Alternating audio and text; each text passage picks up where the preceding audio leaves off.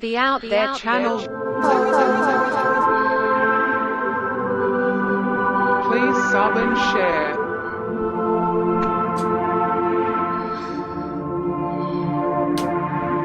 Searching for the truth. UFOs, aliens, greys and ufology. Real images, real stories, real videos, real cases, researched and investigated by professionals in the field and cutting-edge discoveries. Multiple witnesses, abduction accounts brought to you by Team The Out There channel.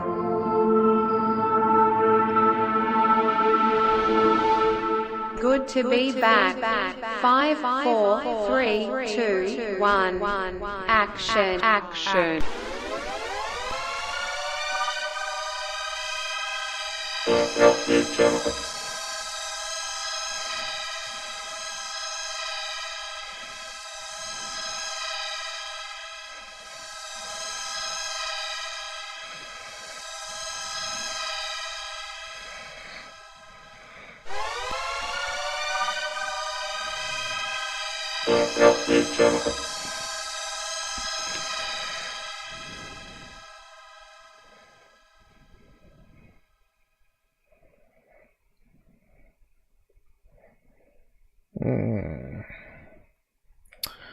So, is it all working? I've had a few little niggles to get going today. Isn't it always? If you have a long break. YouTube reckons I've only got 0 watching, so why is that? What have they done? Is it working on YouTube? I've got information here.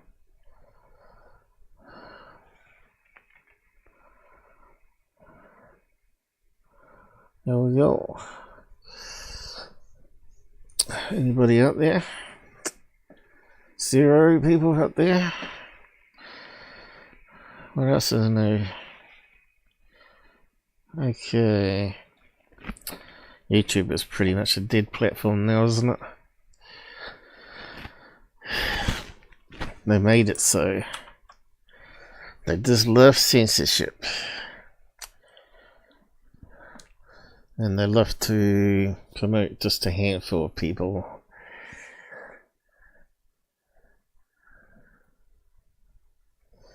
Okay, I think the comments are working. Although I'm not too sure about Rumble.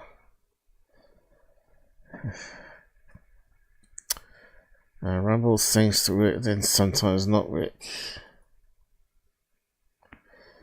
So has it got the title up there? No. Hasn't shown up and filled yet. It's like it needs a flush. And then it comes up, does it? Yeah, it doesn't do the flush. Well, YouTube reckons we're live. Let me just let's just check.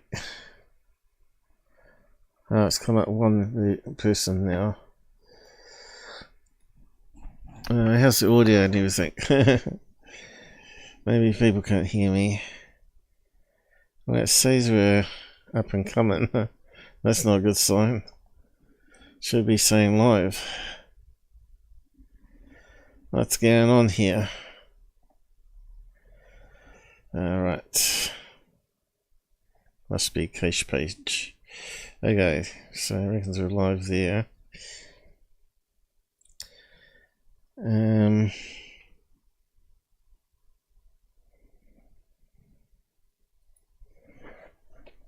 I'll just post up some freebies anyway, and other links to YouTube.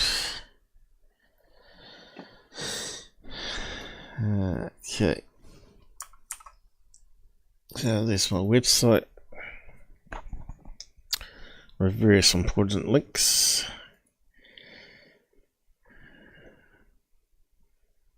And I guess Rumble eventually will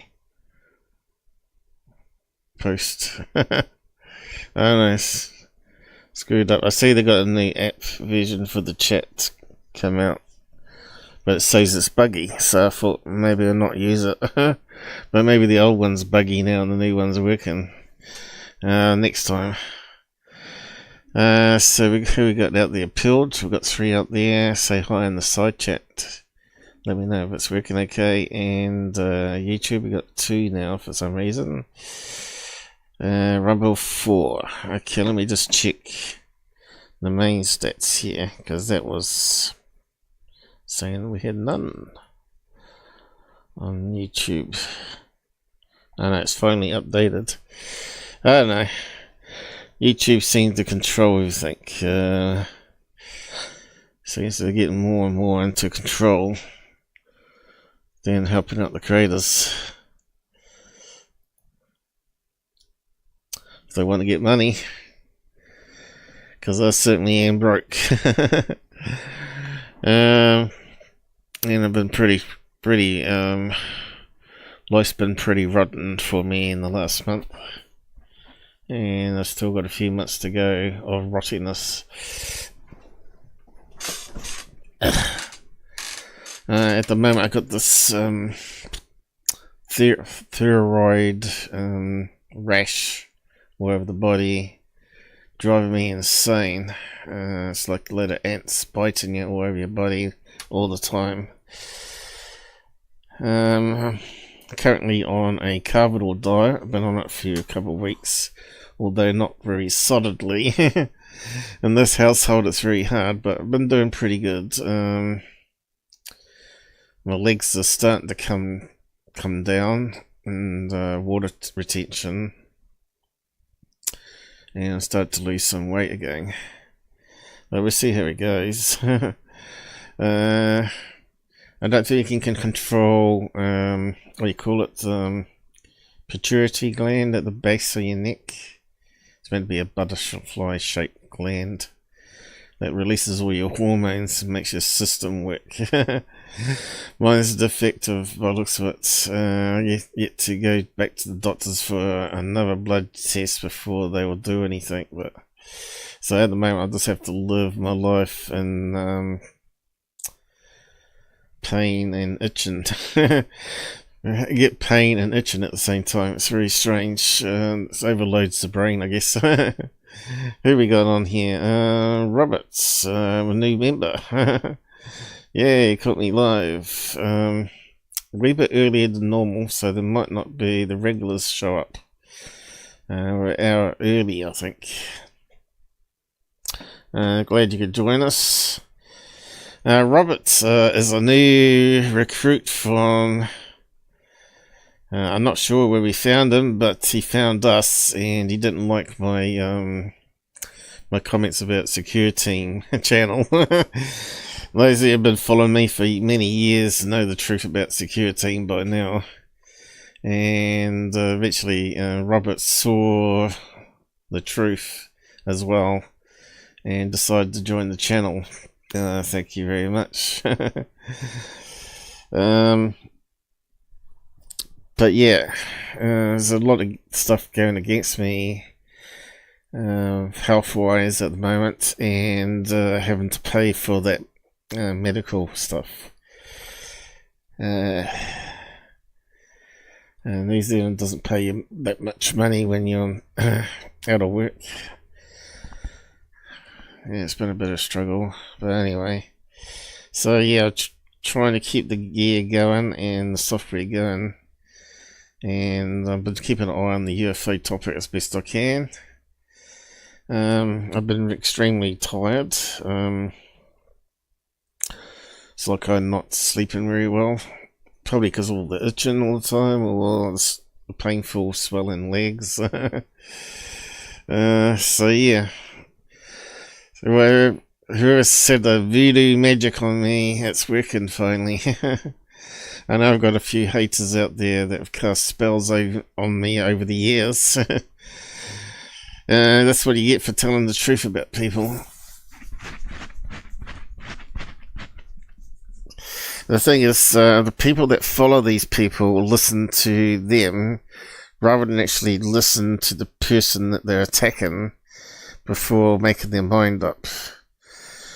So this particular person that put a curse on me a while ago was Goofon, as you know. And then it sort of backfired on him, and he had lots of health problems himself. In fact, he was getting similar health problems to what I had. Undiagnosed gallbladder. I had lived with it for 20 years, and it was passing all the tests, but the blood results were finally they decided it has to be the gallbladder and take it out.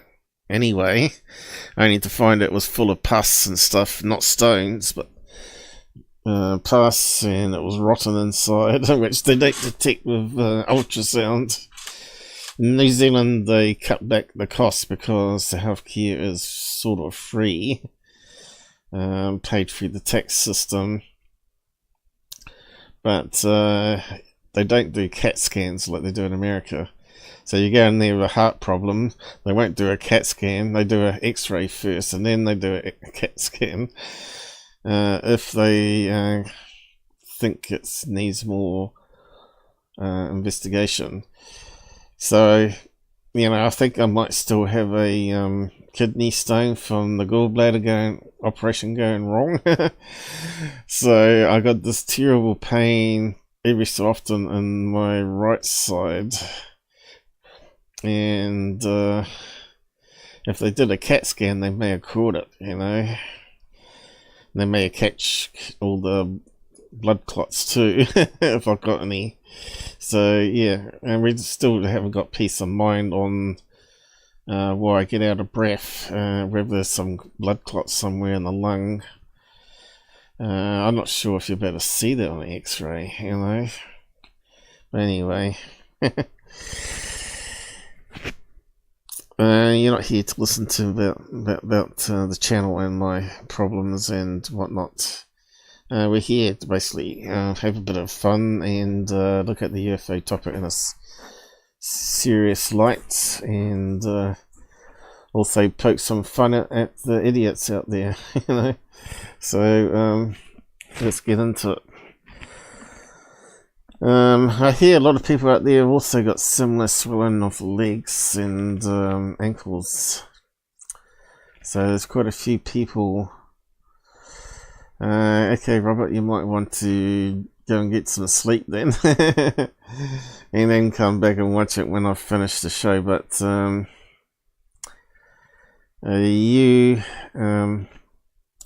best to join in when it's live though, if you want to chip in on the side comments on live debunks, which we're going to be looking at anyway. Feet up high doesn't work for me. My fluid retention's outside the veins, they reckon. It does feel like it's outside the veins.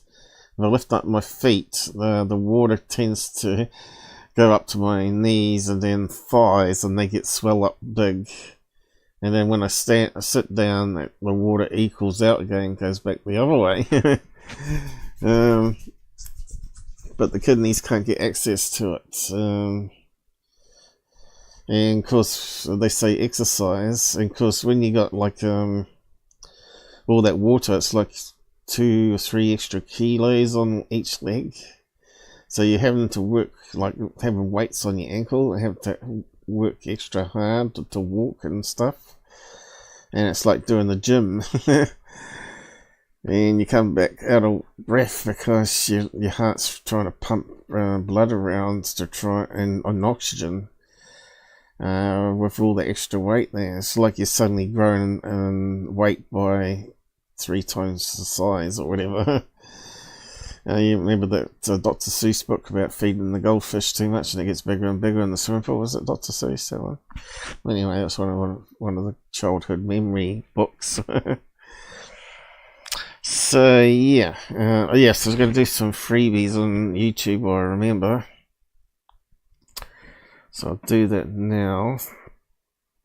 You can come on the side if you want to talk about any of your own experiences as well. Let me know if you want to come on voice to maybe be a co-host or talk about your own experiences. Generally, I can open it up at the end of a show, open lines. We get some idiots on from time to time. I'm not sure how Art Bell sort of coped with thousands of people like that, but he seemed to manage okay. Yeah, so let's see if I can send some of these gifts around. I'm going to zoom in on the other screen so I can read it. You're good, Robert. That's good. Yeah. I wouldn't want to wish anybody what I've got at the moment. Autoimmune system problems. But yeah. Let's see if I can do these gift things. I think I have to pop it out first because it doesn't work otherwise. For some reason. They keep changing it. Pop out the YouTube chatters. Where's the gifts? You may see the screens moving around a bit. Gifting. Okay, the first 5. Here we go. It's the middle of the month, but we still got the 5. And I forgot to get a drink. Oh, excuse me, dry throat already. I'll reach over and get a bottle of drink in a minute. Shame it doesn't read them out like the other one does. So here we got, I'll just zoom in so I can read it. Tommy T's got a free gift. Roo Ryder, he's normally around. The Scottish person. Michael King's got a gift. Lucky him. He's not around here at the moment. Mitchell. And I'm not sure who that is. Marvelous Marvin. Well, he's a UFON supporter, so I'm not sure why he's on my channel. Working, reporting back probably. Paul said this about you. Well, they're all paranoid out there. Yeah, it's just send the next 5. Let's see who's the next 5 lucky people.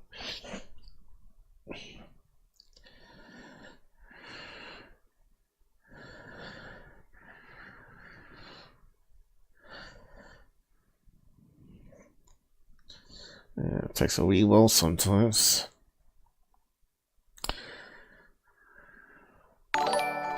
Countryman's got one. Why is it only come a Countryman though?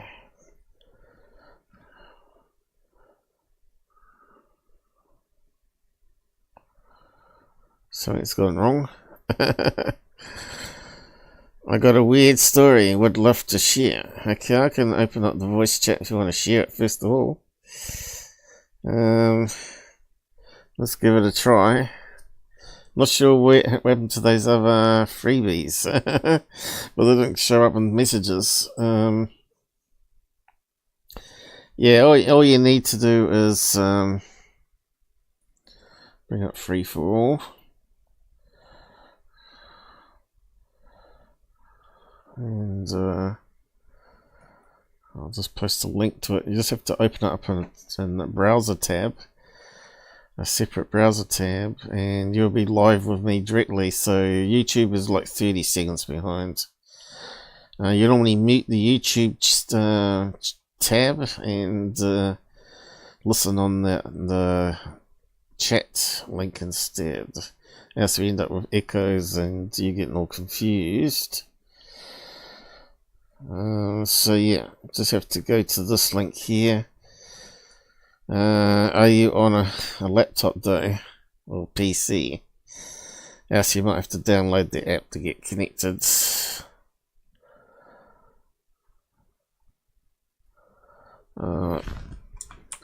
There's the room. up there. I have to start streaming to it. Start virtual camera. And then you should get a picture of my desktop now. Let's see. Where's the link to TOTC downloads? Hopefully it still works. I haven't checked out the links for a while. But it's on Play Store and Apple Store.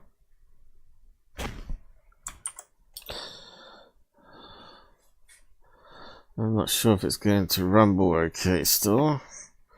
Let me just check.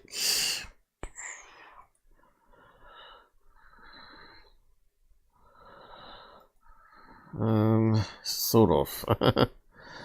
We got Phil B50 on Rumble, but we're not getting the messages from you, I don't think. Need to stick a kitten in your video. Yeah, I think so. They don't like dogs, so do dog. I got dog. But we don't have many cats. I don't have cats here. Yeah, that's probably what Louis View said too, because he's doing little short cat videos, right? It won't work though. Yeah, so did it go out to Rumble, that? I don't think it did. Still an Android phone. Yeah, you have to use the link above here to download the app, or go to Play Store and search it. But you still need to join the room that I posted up here. Free for all. OT free for all.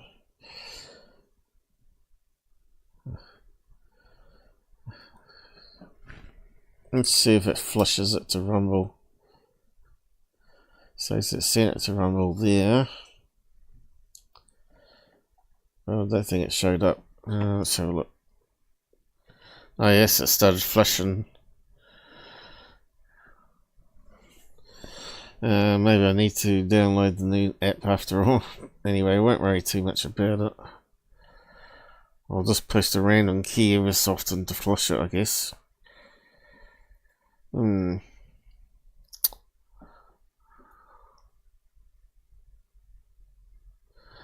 might just reach out to the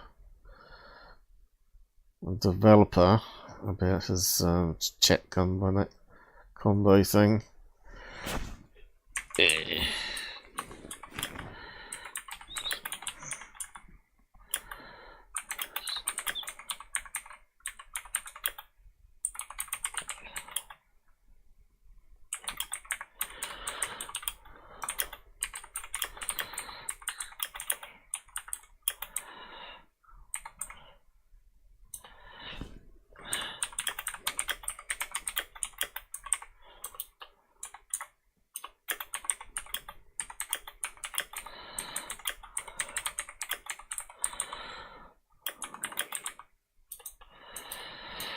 Okay, I just sent him a message on Discord.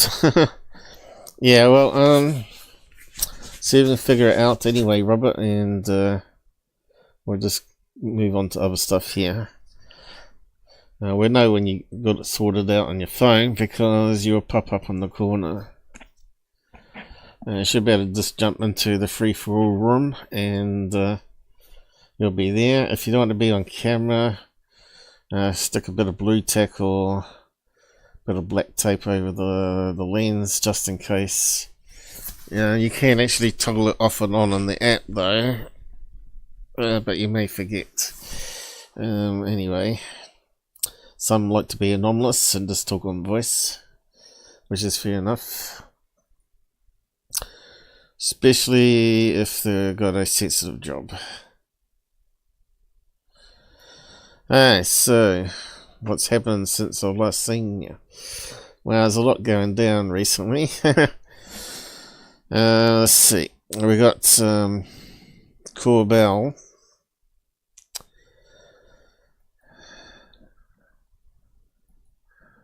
We just we got Secureteam's got something up. We got Mick West attacking people, and the people getting upset and trying to defend themselves.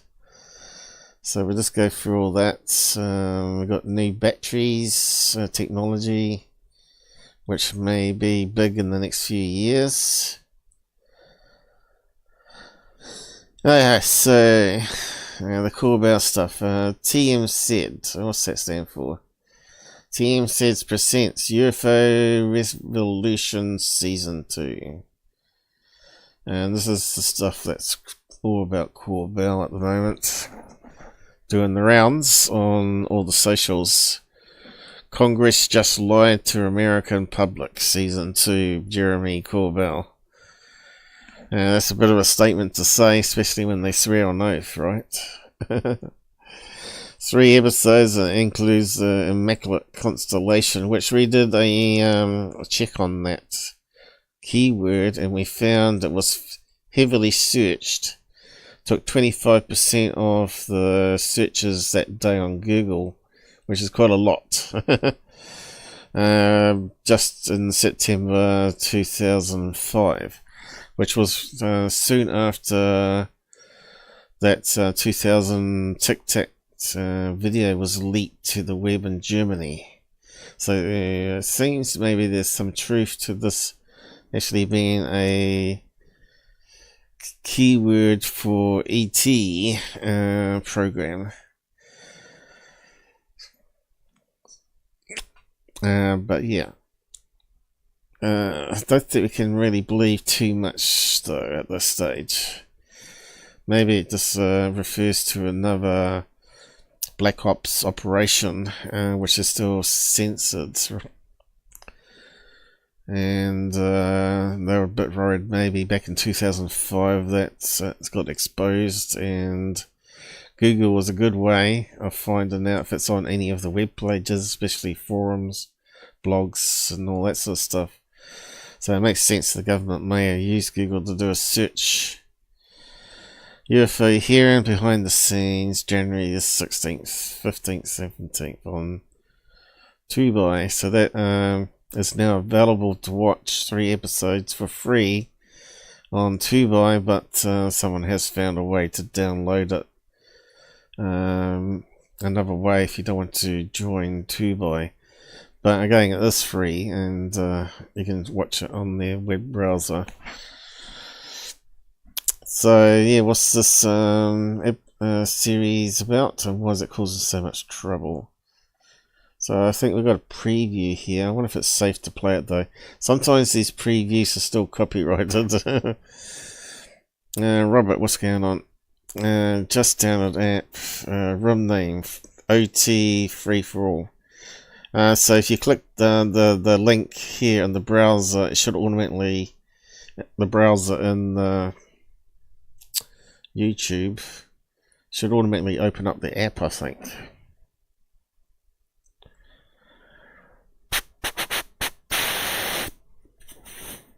For some reason, it's joined at the viewer there, so you probably have to go one of these clean links here. YouTube's clean though. Click on the YouTube one. Something funny going on there with Rumble. But anyway, next time it might be sorted. Hey, Jay's up. Can you hear me? I can't hear you though. You got to give permission to the microphone on your app. We get some images of a street light. Hello. Oh, yeah, hello, that's me, yeah. Can you hear me? You're a bit mumbled, sound like you're on a distant planet. Let me just move these. Bluetooth. Bluetooth, is it? Yeah, I'll turn it off. Bluetooth disconnected. Well, that sounded pretty clear. Ah, now you sound better. Is that better? Oh, that's way better, going, man. mate? I'm going good. So you sound, you sound like a local. Melbourne, Australia. Hey, good to see you too, Paul. Yeah, you too. Yep. What have we got there? We've got a light going on. You want? There we go. Here I See am. ya. In all my glory, yes. Oh, you're in all my glory. you're corrupting a bit there. How close to the router are you? Mate, look, it's cheap. I got a $49 Android phone. I'm a real spendthrift. I am. Yeah, sometimes sometimes you break out and sometimes you're clear as. Often You know what? I keep paper. Sorry, mate. That's all right. I was when your head's when you haven't got a headset, right? It tries to cancel out my voice, and if there's like a time lag, which we're getting a time lag here, it doesn't work very well, and we get this sort of corruption on the audio happening. We had the same problem with Robert. So you just wear like a ear set so you can hear me in the ear set, but use the mic on the device. That always works the best. Yeah, I'm going to put my headphones on. Where are they? Find them somewhere. Yeah. You said you hadn't been sleeping, though. Yeah. You've been gaming all night, have you? No, I paint. I'm a painter.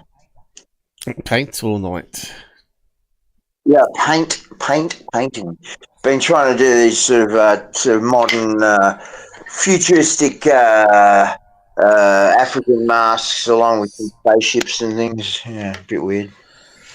I thought you were talking about a house painter where you're getting contracted to paint houses during the night. I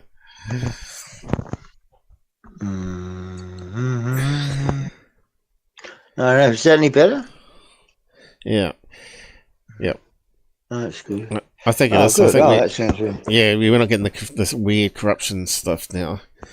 Okay, we just you can just sit and watch along at the moment, unless you want to get a bed. Yeah, so. sure. And I'll just finish off the story with the Corbell stuff here. Yeah. And then we'll let you tell your story here. But yeah, there you go. Welcome to the channel. Yeah, thank you, Paul. Yes, much obliged. You're not a secure team paid operative. You to try and bring me down because we've had a few of those. Nah, for God's sake. No. And he's paid people to stalk me and all sorts of things. He's a monster. He's a monster. Yeah. No, I'm an actor too. I'm an actor. I studied acting for 10 years. Yeah, I did it for 10 years in the 90s. A few small roles in Water Rats, Australia's Most Wanted, things like that. But all right. I'm not a bullshit, liar. There's a big difference between if you're an actor, you got to perform truth. Otherwise it doesn't. You're a bad actor. He's a bad actor. He puts on that character of such a sense. He's got the look down. You develop a look, and that's it's a vulnerability, and then he's got that down, and gentle voice and everything. Yeah. And then to find he fakes all that stuff, it's shocking, just shocking. And I think Google took down my comment. Google warned me and sent me a warning saying my comment wasn't acceptable. He's blocked me on all my accounts. And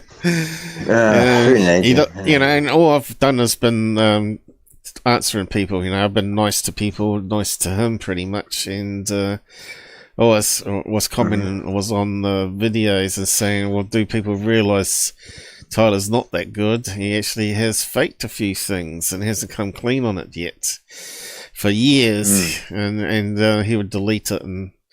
So his people wouldn't find out about it because they never look for other channels. They always get stuck with the same UFO channel, which is not a good thing.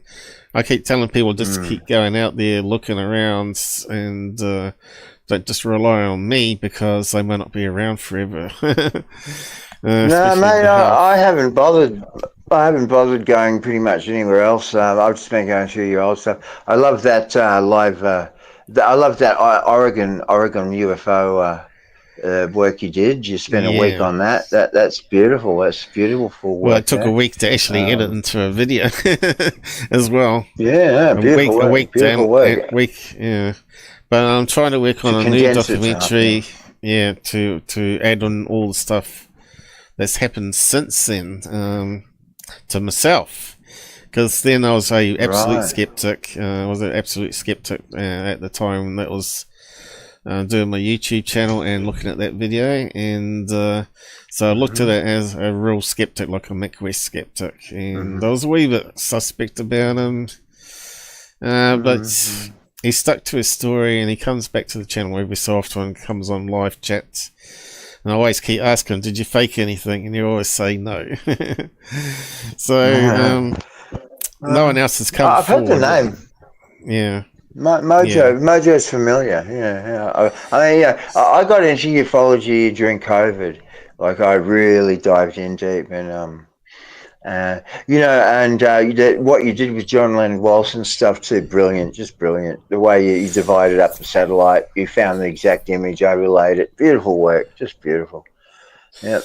Yeah, people don't sit and watch my stuff because they haven't got the time, they keep saying, and it's a bit unfortunate because when people watch documentaries, they got the hour or two to watch them, but they haven't got an hour to watch my stuff. And if they did, they'd learn quite a lot how to be more of a critical thinker, and also keep to the middle ground. Keeping to the middle ground is very hard to do because you don't want confirmation bias to come in, where you look at a video and say, well, that looks real, but can we prove it is what we need to do, and can we get more information about it? Now, a lot of stuff that's being put up on the web doesn't even have the basic information, the direction we're looking, what location it is, and what time and what day it is, and what time zone. We need to know all that information to be able to rule out the basic stuff like planes and stars and planets. Satellites. So you're new to the channel, so you've got a lot of catching up to do, and I'm a jack of all trades, and that I do try to not just do the live shows, but other things, and that takes time. And I have got a few episodes up there with 5-minute debunks that you probably haven't watched yet. There's about 40. I've seen a few. I've been to your work. I've been watching your stuff. I haven't got time for other people anymore, mate. And when I do watch, I mean, there was one guy that popped up. His upload was about, I don't know, 8 minutes, 5 to 8 minutes long, less even. And there were 3 UFOs he was showing off. I can't get over it. Like, it's blatant CGI, just ridiculous. And it's I just commented, why, mate? Why are you doing this? Yeah, a lot of time wasters out there. But you see me skim over a lot of stuff when I see stuff now. I have a good eye for picking up little errors and saying, well, that's a CGI there, or a fishing line. Sometimes you see. Well, I've learned from you. Right, fishing line. God, that's old school. I remember I did my first fake one when I was about 7 years old with a little snapshot brownie camera. I stuck a black piece of paper cut out on a window just for the hell of it. I don't know why. I was just a kid. And not like I did anything with it. It was just something that's but that's about the age. That's the mentality you got to be. Age of 8, to be doing that crap. I also noticed you do a few things on apparitions. That's a good thing if you can do little things like that and say, well, how can I fake it with fishing line? Let's give it a try. I've done some experiments like that and shown people this is how you can get that movement off that UFO exactly. And then the one that sort of dips down in the forest, then zooms off, like it almost looks like it's going to hit the ground, and it zooms off. I said, this is how they do it with 3 fishing lines. And all you need is one hand on the fishing line do it, and then rock it, pull it back and forward, swing it, pull it back and forward so it swings. Billy Meyer used the same technique anyway. So this is the one I was Corbell's new. Billy Meyer. So let's just get back to this Corbell thing, and we'll just go quickly through this, and then we'll talk about your story. So TOTC have put out a new documentary that followed Corbell around with the herons. and other stuff, and they put it into a series. I've not watched it yet myself because I find it really hard to watch Corbell because there's nothing there. There's no. Well, he brings up all these so-called leaker videos that turn out to be mundane flares or balloons or whatever, nothing. It's a waste of time. I never got into it. The Louisiana, the Sondo. We call him Sondo. Yeah. No time for these guys. Never did have time for them. All that stuff. It's meaningless. You can see it straight up. I kind of avoided myself. Yeah. We got an intro here, so let's see what's in it. Yeah, let's go. I'm not sure if it's loud enough. Last time you saw me, a lot has gone on. That's loud enough.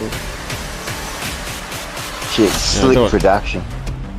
Yeah. Releasing the Jellyfish UFO has put a target on my jellyfish. This is a potential threat.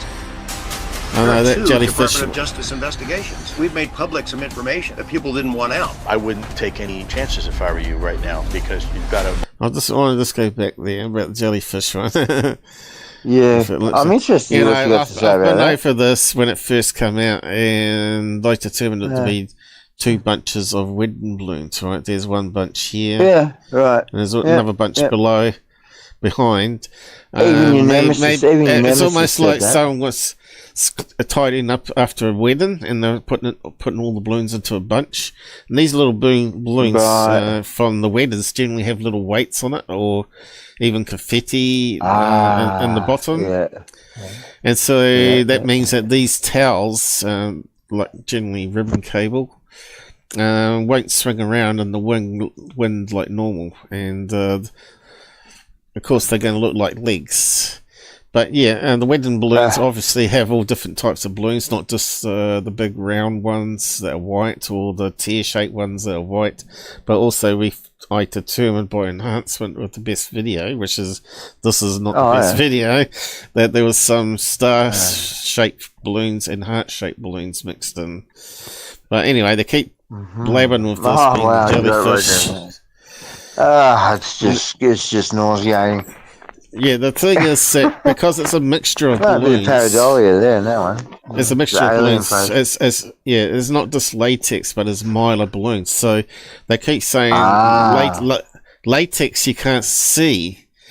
The thermal, it just passes right through them in the thermal imagery. But if you got mylar balloons that are metallic coating, it's going to reflect some of the heat back off those balloons back through the latex at the camera. So that's why you can see them, right? You can see the outlines of the latex balloons because of the mylar mix. And it's all sorts of these type of factors that they don't take into account. Wasn't it the military that was following that? Wasn't that meant to be a military camera following that? Yeah, military experts are not terribly that great, it seems. Or they just want the disinformation anyway. That makes sense. Yeah.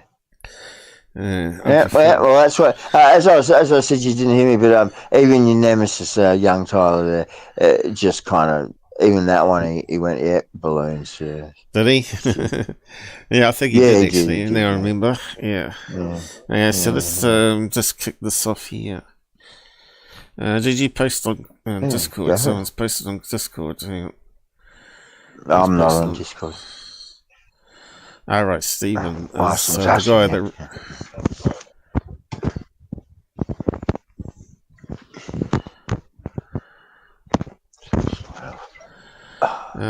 Live at the moment.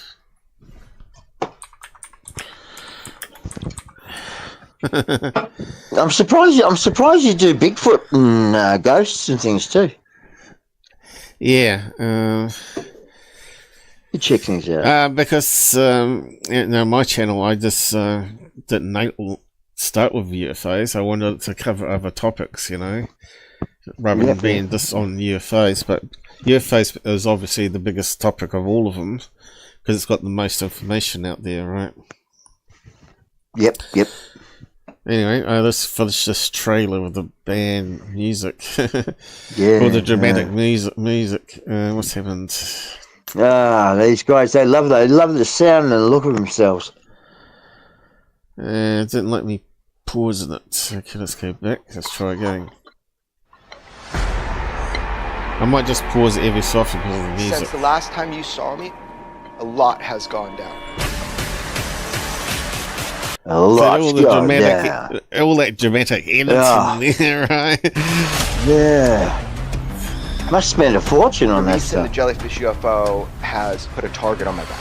This is That's the jellyfish. What a jellyfish UFO, which is obviously a bunch of wedding balloons, even if it's in the Middle East, right? They still have wedding balloons. They still have weddings. And they're not all Muslims there either over the Middle East. Some of our Christians there as well. a potential threat. There are 2 departments. So someone's going to murder Corbell over wedding balloons that were leaked. Oh, mate, he's gone. He's a goner. He's a goner. We've made public some information that people didn't want out. I wouldn't take any chances if I were you right now because you've got a bullseye on you. It's the three big bullshitters in this field now. They're the biggest bullshitters ever. The closer you get to the truth with this thing, the more pushback you get. Oh my God! I can't now. Look, since I met you, mate, I can't believe it. I just can't believe what I'm saying now. Since I met you, I've always ignored these guys, and now I'm watching it. It's just the whole thing is just topsy turvy. It's just like a whole big joke to them. They're just trying to hook, line, sinker all the people that got money and to spend money on it. New information has come forward. Even though this is free, which is I found quite strange why they'd make it free. You think they'd make the first episode free and you have to buy the other 2, right? But they made it all free, apparently. So they're not making any money from it, but they're certainly going to make a lot more money if the second season comes out, or no, the third season comes out, or whatever, or another documentary comes out that is the shoot off of this one, and that's where they make the money. I think people are ready for the next. I think what's happened is Corbell's picked up on. Tyler Klockner, he's picked up on the term grifter. Everyone's calling him a grifter because he's releasing videos for $5 or $10. And this guy here, I can't believe anything this senator has to say on Congress, because he was a big mate with Third Face of the Moon. He's on there doing lots of interviews with him. I can't believe anything that comes out this guy's mouth if he thought Third Face of the Moon was like the #1 UFO truth channel, you know. It's made him a complete idiot in my eyes, even though he's not even a liberal. Doesn't really matter, he's still an idiot, you know. Yeah, right on. You know, because everyone was, saying that I'm biased on Trump and the Republicans, but I'm not. You mean you don't? You're anti-Trump. No, I'm not anti anybody, but this guy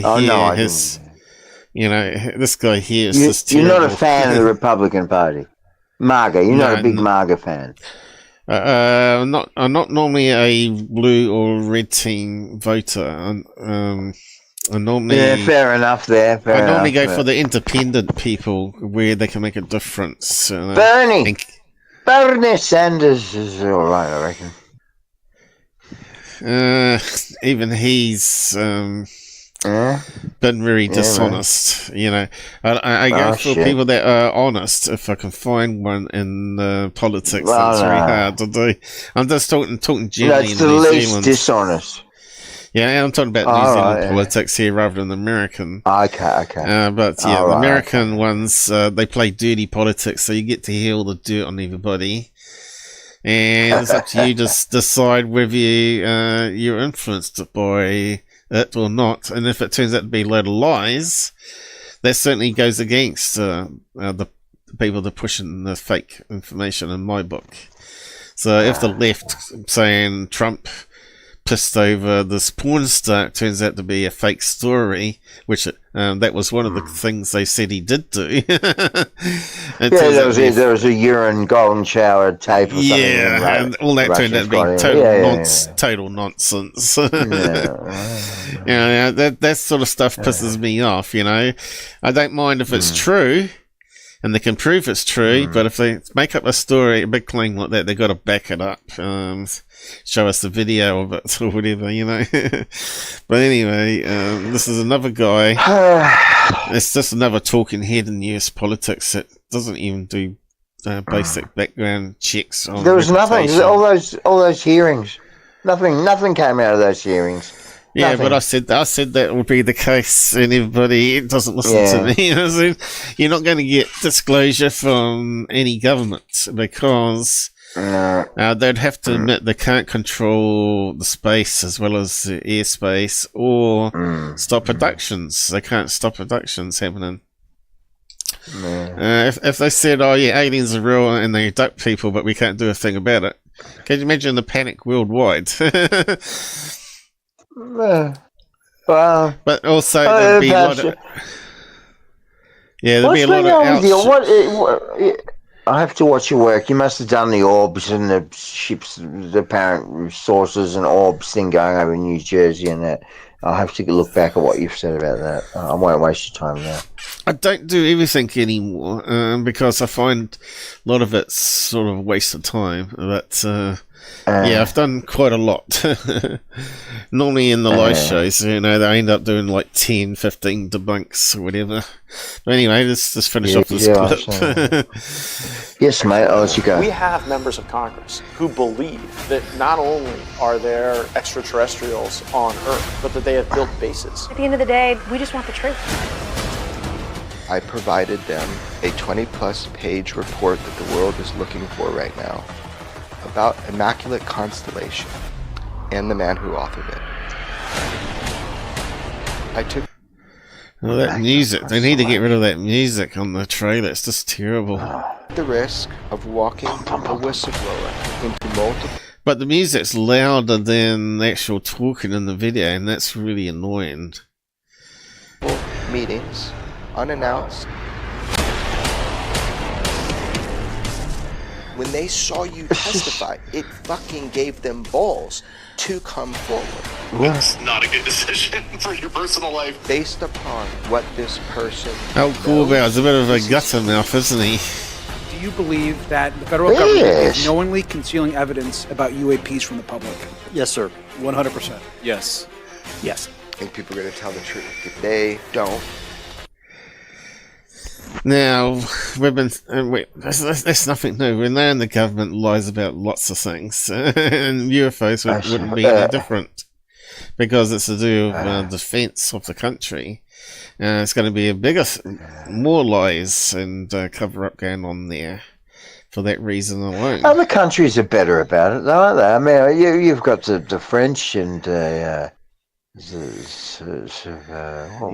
country where you've had high commanders talking about things. I think New Zealand come out clean on it, but there's not too much that happens in New Zealand. Australia, I think there's a wee bit of cover-up going on. There is. Would be. UK. I've had a few discussions. Yeah, I've had there have been two people that have thoroughly convinced me of their experiences of seeing UFOs and communicate and being communicated with, and the circumstances that occurred while it was happening, and how weird that was. There were other people around that just could not hear or see them. Just across the road, and this guy was owed a lot of money by one of them, so he would have definitely wanted to speak to the person, but no, they couldn't get his attention. Two stories, and both from Aboriginals, two people too. Okay. Oddly enough. But anyway, whatever. I'm just trying to find the roller on my headset because the volume's gone up. Yeah, keep talking.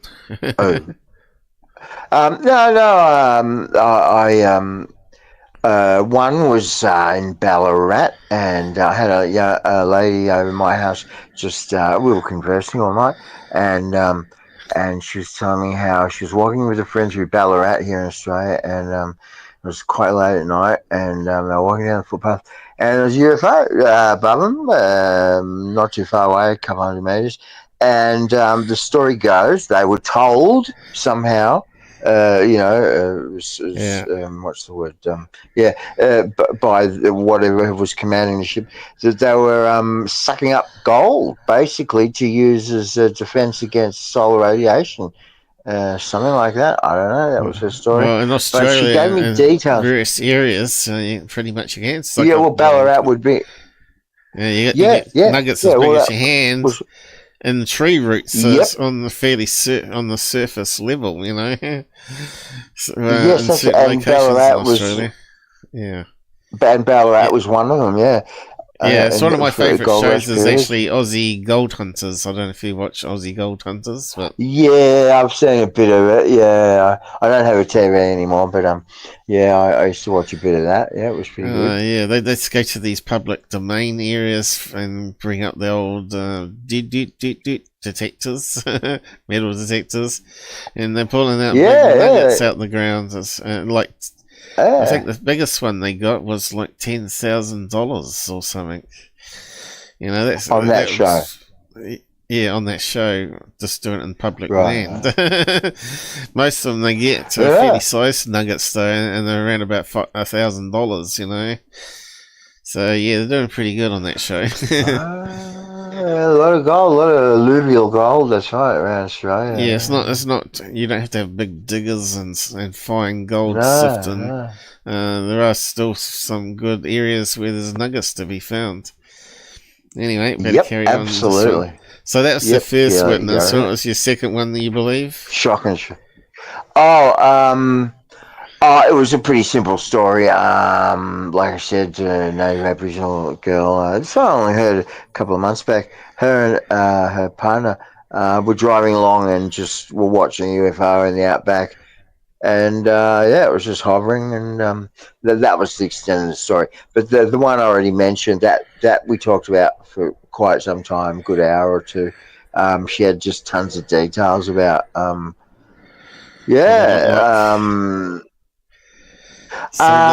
She didn't.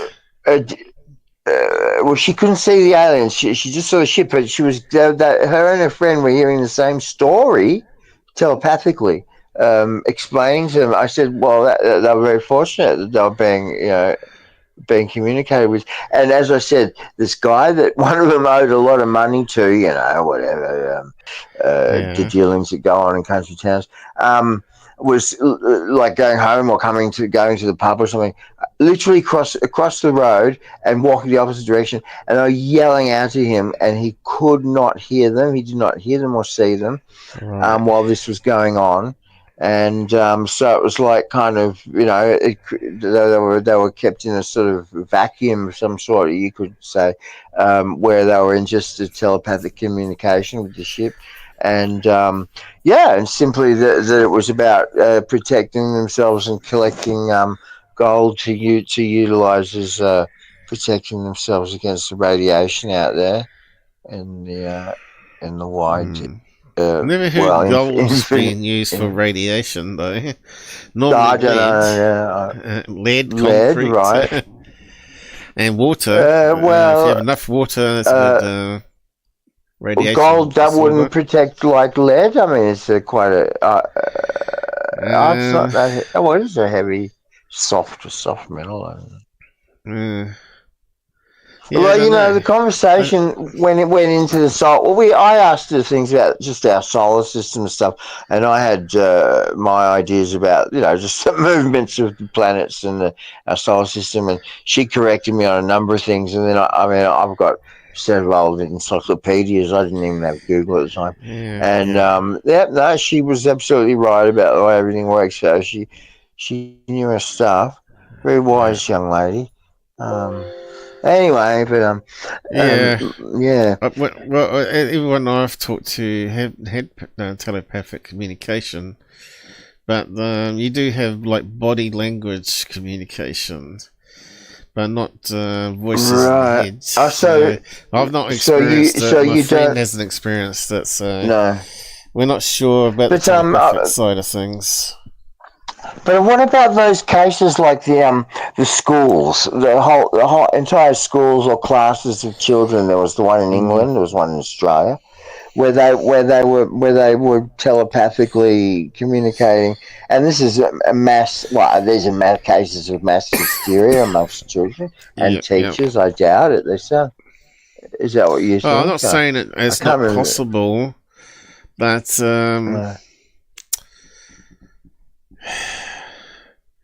it's just something you don't find. When I look at it science-wise, though, I have to get around this because I'm a very sciencey type person. Yeah. To get communication into the brain nowadays with experiments, they have to put at least sensors on the outside of the skull, if not inside the skull, and touching the brain to be able to get stimulus to the cells that handle communication, like if it's visual or it's hearing. So how's the AI able to detect sorry, I'm getting off track. Go on. How have they managed to do that with the kids? I don't know. There's some sort of force field that they entered through into their sort of reality where they may have been able to touch their skull somehow without them really knowing and communicating with them directly that way. So we don't know. We don't really know. And then there might have been like some sort of cloak device that comes down onto their heads, or some sort of biological nanobots that sort of integrates into the skull. Perhaps some sort of highly sensitive microwave frequency thing that can sense. Look, I'm thinking of the latest stuff I've been hearing about AI being able to envisage now thoughts. Have you heard that stuff lately? How AIs, they've actually got to the point now where, and they're talking about it being in the quality of 2,000 pixels or something, but the quality will improve over the next few years to 20,000, 200,000 pixels. The imagery, so people's dreams being actually imaged on screens and things now via AI. Microwaves are quite destructive, though, and saying that they're communicating using microwaves.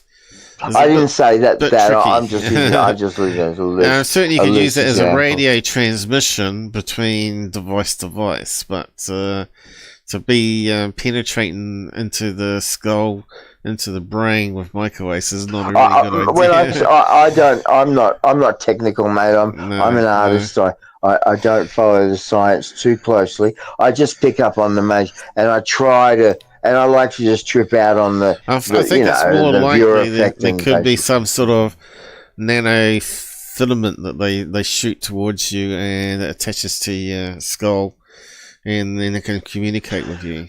But you don't actually feel that. You don't, because it's you're talking about almost hard to see, like a hair in the air, right?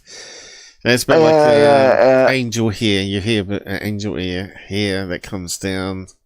It's like spider web. It could be something like that, where there's a filaments, they fire them towards you, but like plants shoot it out, and it gets on your skin, and you don't realise it.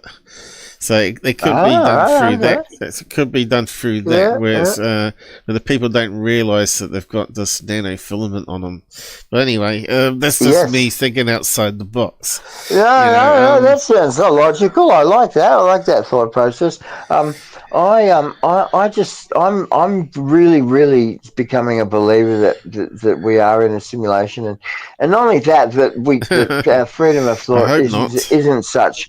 Well, the more and more I hear and sense, I feel like our very thoughts are actually being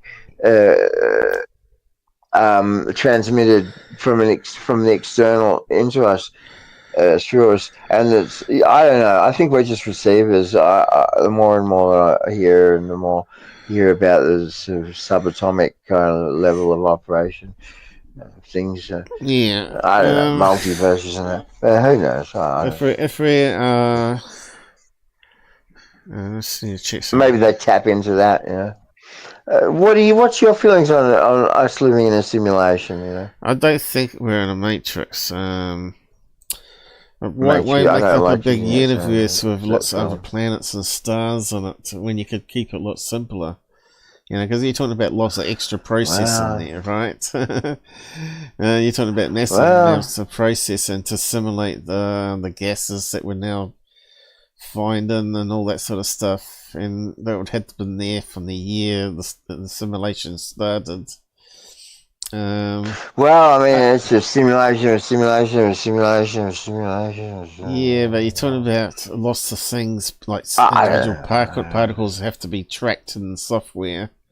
Because I am a computer scientist as well. I've actually got degrees in computer science, and I'm in no way questioning your credentials, Paul. As I said quite clearly, I am an artist, so I have the freedom to trip out all I want without having to feel guilty about it. Yeah, you're talking about massive of quantum computing just to simulate our whole perception of the universe alone. And, well, our perception is so narrow, though. Our sensory perception is so confined and narrow. I mean, okay, we've got the visual cortex, audio cortex. When they started fitting electronics along the visual cortex and attaching cameras to it, 20 years ago or something, for real basic imaging for people who are blind. I'm sure it's advanced way past that now. When I saw that, I thought, my God, that's all we have, a little strip in our brain, and then they have to program the camera, the pixelation of the camera to fit the correct image that the camera is picking up for the layout. Well, the sensors that are on the visual cortex. The stuff we're getting from space is more microwave, radio waves, not actual optical waves. That's true. That's true. Yeah, we're not getting my point being though optical. My point being, though, that our understanding of reality is so confined, really. The information I've sort of been downloaded into my head in form of dreams, and wake up the next day and have to write it down. Is that we're in a multiverse? It's more complex than we actually understand, and that's why the UFOs can appear in your house and then suddenly disappear again. Because they're not coming through our normal reality. They're coming from another realm. Another realm, as you want to call it. Where they come through a portal from their own universe into ours to visit, and then they go away again. I love that research that NASA was doing about 6 years ago on the portals and magnetosphere and the portals, being able to connect to the sun, the way the magnetic waves were kind of folding out. And, I really like that stuff. Funny you mentioned dreams. I had a predictive dream, and this is serious, mate. I had an accident on a motorcycle. If you can be bothered, I'll do it in 30 seconds or less. I was a motorcycle courier while I was studying acting in Sydney in the 90s. So it's a tough job, motorcycle couriering, tough job, very dangerous. Did it for 10 years. Anyway, one Sunday night, I wake up in the middle of the night, sweating, mate. Had a dream. I don't know if you know Sydney very well, but there's Darling Harbour, and it goes to Ultimo from the city. It's a flyover, a freeway flyover over Darling Harbour. Now, in the dream, I'm flying on my motorcycle up over the flyover, and now guess what's directly below this part of the damn flyover? IMAX cinema. Now, just think of the symbology, IMAX, like look out, IMAX, maximum. Yeah. Anyway, right there, I just suddenly, bike goes out of control and I fly over the guardrail and then I wake up all sweaty and like, holy crap, that was horrible. Now, 9 a.m. the next morning, my engine seizes on Captain Cook Drive down Sutherland's on a right left-hand bend at about 80 k's an hour. Engine seizes, bike goes sideways, high sides me. That's when the bike goes sideways and then slingshots you over the handlebars. So you go into a flip, a high-speed flip. And I didn't go over the railing in the middle of the road, but I got about 15 foot air. Spiral fractured my left fib and tib. I was in a steel frame for a year. How the hell did I have that nightmare the night and then have that accident? Engine seizing the next morning at 9 a.m. ish. So yeah, dreams, predictions. Yep, that one. Look, I mean, okay, you know, maybe I've had dreams that had come true where it was giving me warnings. Now I don't get many more. I do. Yeah, that was the only one I've really ever had. Episode why I think I managed to get it to work, where I had these vivid dreams that come true. Now I'm not sure if we're tapping into multiverse. When we're in the dream state, we may be able to slip through, like the UFOs come through portals. That maybe our dream state, we can also visualize through the portals in our dreams, because our brains are still very complex devices, you know. And they use electromagnetics and could easily be connected into the other realms out there. You know how you think dreams are so realistic, and you know the people. So that, if you can imagine, each universe is actually a copy of our universe, exactly the same. But there's millions of these universes, and some of them connect. Well, infinite potentially, a number. Yeah, as far as I can understand, it could be an infinite number of galaxies, and as they the old infinite, easy to because imagine a universe being a beach ball that expands all the time, which is what they're saying is happening in our universe, and the membrane of that one passes into the next universe, and it creates these portals that you can jump through. And then if you can imagine that, then imagine that you could probably do it in dream state, and also go to this other universe which connects to another planet Earth, right? But that they're in a different time. It's got the same DNA, it's got double gangers, or what do you want to call them? It's got duplicates of you. So imagine that you can go into this other universe, and that universe, it might be 2 weeks further into the future. It might only be 2 weeks older, right? But each of the universes are at different ages. So it'd be like time travel. It'd be like time traveling. So if you visualizing this motorbike crash happening, you're actually visualizing that person crashing his bike in that universe, and then you wake up and think, "Oh, that was so realistic." Right? Thank God it wasn't. I was in that universe. I wouldn't have survived. Yeah, this is information I've been given because I had similar dreams to you that come true, and I couldn't make head or tail of it. And it sort of flung my world up and down, because when it happens, everything goes in slow motion, and you think, "Shit, I've been here before, and this is going to happen."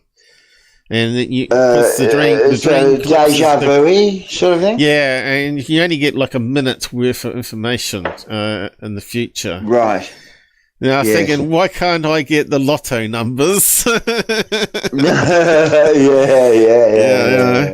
Yeah, so maybe it doesn't work quite that way. Maybe the lotto's numbers are more random because it's not DNA and it's not dependent on time, so you can't really predict lotto numbers because each universe the lotto numbers might be different, right? So I could have rationalized that scientifically out in my head, saying, "Oh, we can explain that bit away."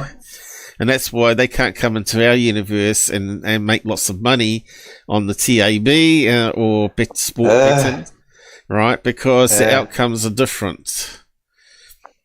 But the DNA and the people are the same, but we're slightly in the future. That's why you've heard of the term Mandela effect. When I heard about it, I thought, this is crazy. You know, some of the things they're saying, I was thinking, oh, is my mind really confused? You should have the Mandela effect named after Nelson Mandela because of the fact that people thought he had died or something, that he hadn't died. And reality. And whatnot. Because to me, that's just the ad companies. That's just the advertising companies messing with people. They're changing the labels and like they're saying Star Wars 3PO had a silver leg, and now I can remember him never having a silver leg. And also Star Trek. They could have redone. As a kid, we used to say "Beam me up, Scotty" as kids. And I don't know if it was on any TV ads or anything like that, but "Beam me up, Scotty" was well known, and we used to play fight. And all that. Turns out it was never said. Everyone knows that one. No, "Beam me up, Scotty" was never said in any Star Trek episode. There's other lines from films where they were never said. But that fits in. You know, if you look at my theory of the multi-universe and different ages, I'm opening up. Right. You may have picked it up through dream state, but sleep, like we were talking about future predictions.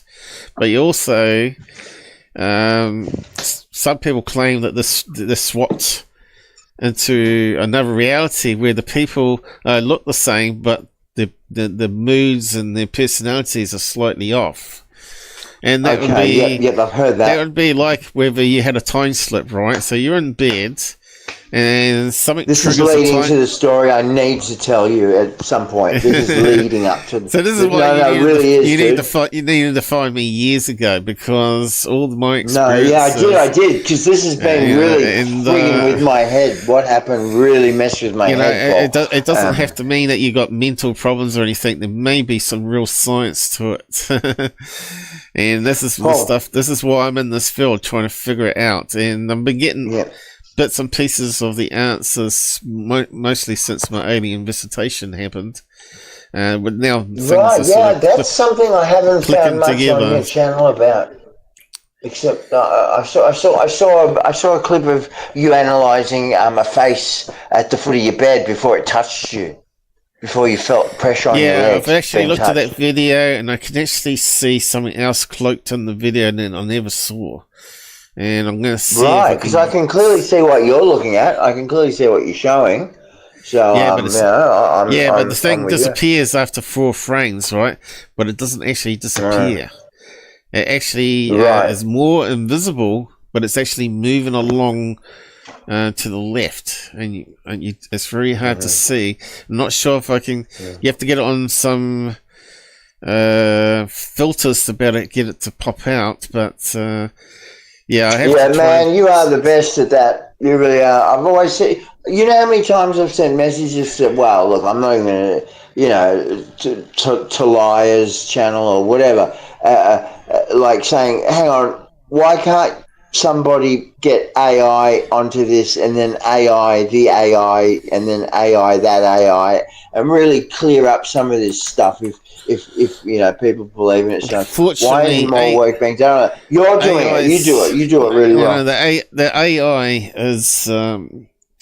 is programmed still. It's not actually pure AI. Like it's not a free thinker like I am as a brain. No, they're linguistic programs and things. I've got skills that I can incorporate into imaginary 3D model in my head, which a computer can't do.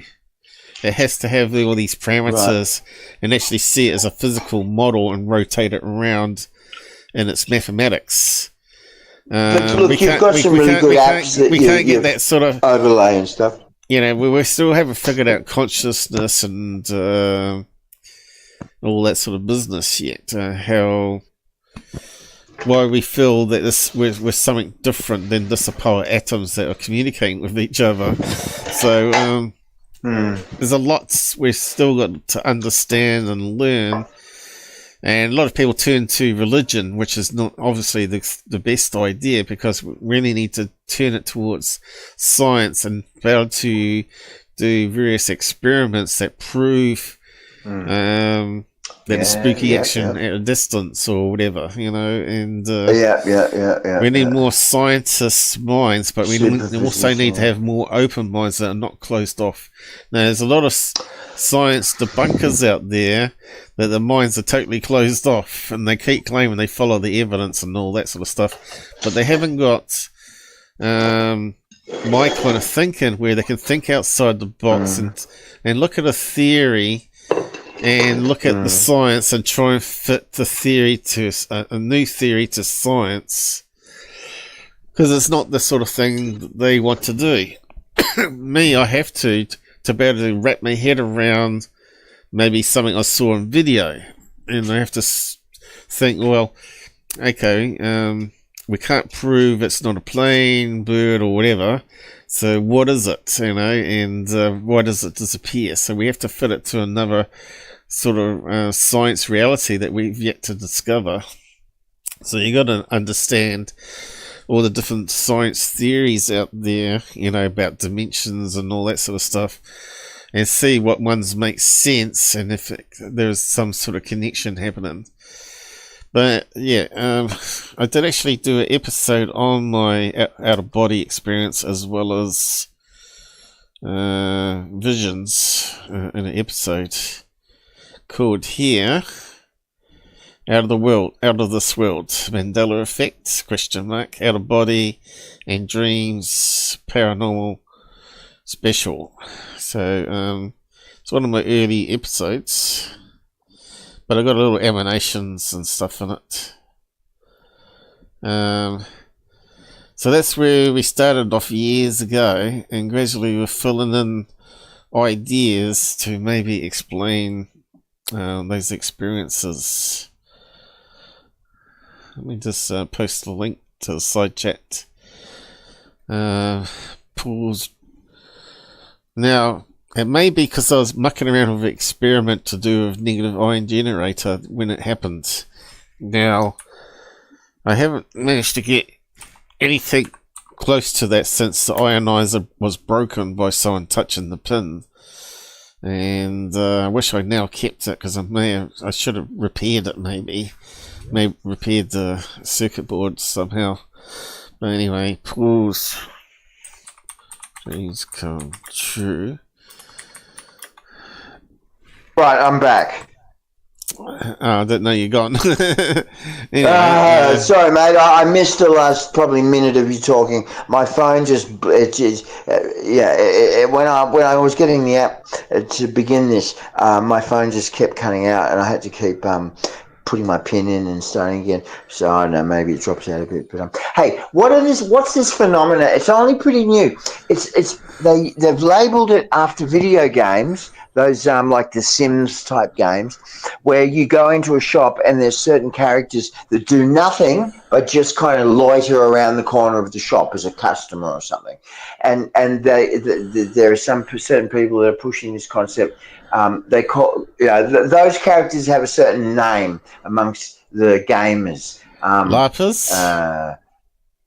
No, not LARPers. No, the Sims. So video games. But where it's like live role-playing games, but on video, on computer, and you might walk into a gun shop and there'll be a character in the corner just loitering. It's been programmed. So and these people are. Oh, I'm sorry. No, it's just being interrupted with lunch. I said, don't worry about it. I'll get something after the show. I'm actually just putting a pile of potato together while we're talking, but so basically this is the experience I had where I interacted with two people that were from not this I honestly, I can't logically explain how this works, but these people could not hear or see me, but I saved their lives. And they were from, I think, the 1950s, and they were very elderly, and they were not in our time and space. So that's the story I could go into a little bit. They call them like something C's, like the letters are non-roll NRCs or something, non-roll characters or something. Playable characters? Yeah, something like that. So they call them NRPs or something in video gaming. But there are people out there who upload stuff about how these people actually exist in our reality, or whatever our reality is. And what happened is I interacted with them. I don't know why I was called upon, but look, I might just jump into it and tell you really quick. There's a suburb called Malvern here in Melbourne, and Malvern has a small mall, which has a Kmart or a Target upstairs. Yeah, it's a shopping centre, but it's a small one. It's in an upmarket area. Now, it was a Sunday afternoon. I was going to buy some motor oil or something from the Kmart up the escalator. Now, when I walked in through the electric doors, all the shops downstairs had the shutters pulled. There was no one downstairs. It's only, 50 square metres of area down there, and there's an escalator right in the centre. It's all been It's been done up though, and it's been expanded and stuff. I've looked online because I haven't been over there since this happened. But anyway, it's one of those escalators that don't have steps, so it just goes from horizontal to a diagonal, and there's no steps. Anyway, I swear by this, Paul. So I walk through the electric doors. I sort of glance around, and there's no one on the ground floor. It's a dead Sunday afternoon, and I head towards the escalator. As I get to it, what the fuck? There's an elderly couple in front of me, a foot in front of me. As I step onto the escalator, like, where'd they come from? Now, they are dressed immaculately in 1950s get-up, right? And I would estimate their age to be in the very late 80s and beyond, early 90s. They were holding hands. They were slim. He was on the right, but then at the top of the escalator, when I ran around the front of him, he was on the left. So my memory is a bit funny. But anyway, so I'm just standing behind him, and I didn't think twice about it. I thought, I just wasn't paying attention. Whatever, you're on an escalator. And then as it banked onto an angle, it was like they had no idea. They'd never ridden one before. Now, this is point number one. They're elderly. They've ridden escalators before, even these non-step ones. What are they doing in Melbourne Central in a mall, riding an escalator and not having a clue what happens? Because as it banks onto an angle, what happens? They're both simultaneously holding hands, standing up straight, upright, tilt backwards as it tilts. And they start falling back towards me. So I literally just put both hands up, and maybe they were 1.5, 2 inches off vertical, and I held them at that point all the way to the top. Okay, so I touched them. I felt their waves. It was very light because the angle wasn't steep. Okay, so we're going to be asking you some questions, though. Were you drug-free, alcoholic? Yeah, drug-free. No. Painkillers or anything like that? No. I was working on motor vehicle, clear-headed, logical, mechanical work. Had just stepped out to get the parts and oil filter. Anyway, got to the top, raced around the front of him to say, "Excuse me, please, next time," these are the words I used, "use the lift." I raised my voice. Sometimes look. Okay, so number one, elderly people's sense of touch fades. Their sense of sight fades. Their sense of hearing fades. So I raised my voice. I said, "Please use the elevator next time." I was embarrassed for them, So I didn't want to make a big fuss, but at the same time, I had to say something. So I was like, "Use the elevator. That it's too dangerous for you to ride." No, they didn't hear or see me. Now I'm about 2 meters in front of them, and I don't know, 1.5 meters to the side of them. And they're looking right past, not through me, but past me. They're not hearing or seeing me. Okay. They're ignoring me potentially. But I go again, I say it again, and then I just stop. There's no point. And they veer off to the right. Now, I go into the Kmart, which is right in front of the escalators. And at this point, which was a good 10, 15 years ago, there was no other They hadn't expanded the mall, so there was really only the Kmart upstairs. So I don't know where they were veering off to from memory. This is the other thing. Anyway, that's the story. Nothing more to it.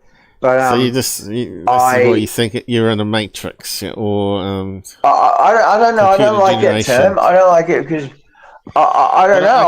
I think they were lost souls. I think they were lost souls. I can explain what you experienced in the multiverse thing. Go on. What were the people you're seeing were actually in your reality. They were passing through their universe into ours. Yes, that's how it felt. And so you could see them, and they could see you, but maybe they couldn't see me. Oh, they couldn't see me. They couldn't hear me. No. Okay. And they couldn't feel me. They couldn't feel me because I was holding them. They may be seeing you as a ghost, right? They might see you as a ghost, so you're seeing them as a ghost. So this is how that's what I'm thinking. I saw them as ghosts, but they had physical. They had physical. I mean, I was holding him up. I felt the texture of his jacket. I have less of a memory of, but he was wearing that sort of 1950s style hat. He was, he had the vest, he had the jacket, the trousers. You know what you may have bumped into there, though. Elderly people keep their old clothes. Elderly keep their old clothes. That sounds like Men in Black to me. 50s. Yeah, well, it was a woman and a man, and they were holding hands. They were very slim, and we got to the top, and I remember he was looking slightly to the right, and I could see both his eyes clearly through his glasses. Her, I don't remember paying attention to. It's his attention I was trying to get, and because there are there was like a. Well, but they weren't there for. Now, here's the main thing: why me? Why was I the only one, walking into the mall? And why did they sort of get put in front of me, or however appear in front of me? Yeah, it wasn't a dream. I know this happened, but it can't. Look again. Elderly people, very poor sense of touch, think you'll find feeling, what you would call ghosts. What we would call ghosts.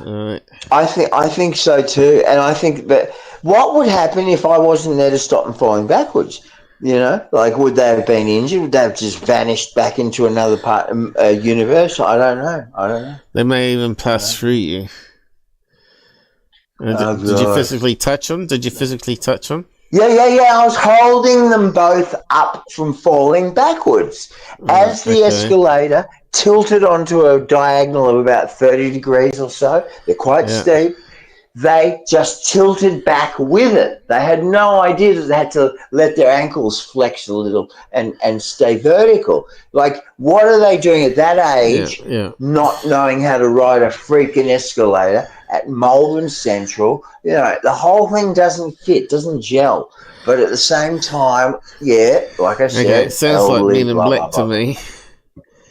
Did you have any UFO or alien encounters before then? No, and I haven't had since. I've had three things in my life. There was one where I started to astral travel. I sat up in my bed late at night, and I looked down at my lap. My legs were all gold on the bed. And I realised I wasn't actually sitting up, and I freaked out and then zapped back into my body. So I never fully left it. I just sat up out of it.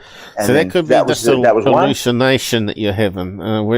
Sometimes that could have been. I don't know. That was one thing. That was just when I was younger. Your brain can I'm just saying that's all I had. especially if you've not been sleeping well or under stress or something. I mean, I smoked a bit of pot when I was younger, but that night, I was no different to any other.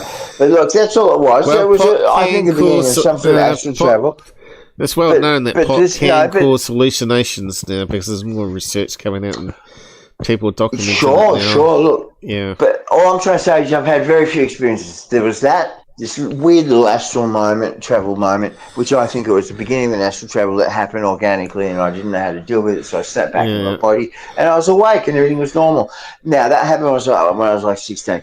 The other one was the dream about my motorcycle accident, which was extremely severe. I mean, I spiral fractured my left leg to the point where I was in a Lazarov frame. That's the 3 rings and the rods and the wires for 12 months. That was pretty heavy. It was pretty nasty.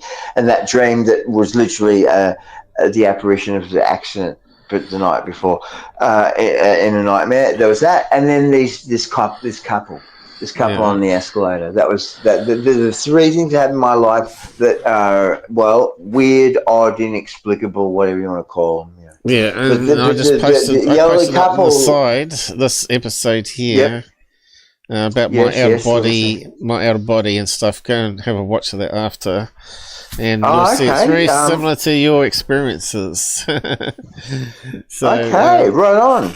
So how do I make sure I hang on to this? I've never been a weed smoker. I never take drugs, and I never take painkillers unless I really have to. That's good. Good on you, Paul. Good on you. And I can't say I'm as clean living as that.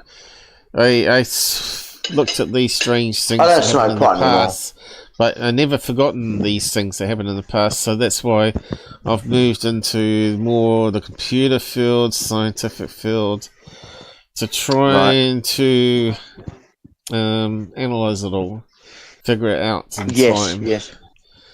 My feelings on the elderly couple were that they were from another dimension of some sort, and they were from from wherever they were from. Okay, they're not from another dimension; they're from another multiverse. Multiverse. Okay. Well, another part of the multiverse. You know, what we see as ghosts is probably living people, but they just appear as apparitions because. But these were physical. These were strongly. They're in the same location on their planet, and we're seeing them like a protection through the walls or whatever. If you can just figure that out, you know, we're seeing it like a Pepper's Ghost sort of effect happening. So that when ghost hunters say, "Oh, did you realise you're dead?" They might not actually be dead. They might be in this other multiverse quite happily alive because they're in a different time period. No, the person may have died. I'm still alive. People may have died in our universe, but the same people that are in these other multiverses are still quite alive, right? Well, we're in the moments before our death all the time, aren't we, Paul? We are in the moments before our death, our entire lives. I'm not sure if we really die. I think we just leave our physical atom body, but somehow I don't believe we die. I believe we. Yeah, I'm agreeing. The information, our lifespan, are stored within the atoms itself, so we live on basically, and the atoms get absorbed into the next life form, which. Then can influence them. You know, you've heard about past memories and lives that people dream about. May only be someone that died. They got their atom through eating an apple, where the apple tree had sucked in that carbon atom after you've been cremated, right? And ended up in the atom, and then as that mother was producing a new baby, the atom ended up in the brain. Cells, and eventually the brain cells manage to connect into the information, so they can recall that person's life, right? So it ends up part of the DNA. Yeah, so the DNA is more than just DNA. The atoms itself can contain trillions of bits of information. That's what I believe. I can't prove it, but that's my theory. And I think other scientists out there also have talked about how, you know, animals are born and they know instinctively not to do certain things, and the only way that could happen is there was some information passed through the DNA level of atoms from the mother to the baby. Right. You know. Well, like how like a kangaroo, they're born the size of a tiny worm, and somehow outside of the pouch, and they crawl all the way up from, I guess, the vagina outside the pouch through the fur into the pouch, and then go straight for the teat and start suckling. How do they know how to do that? How do so many things occur? That information is going to be in the DNA. Programmed into the very fibre and being of the being. It's insane.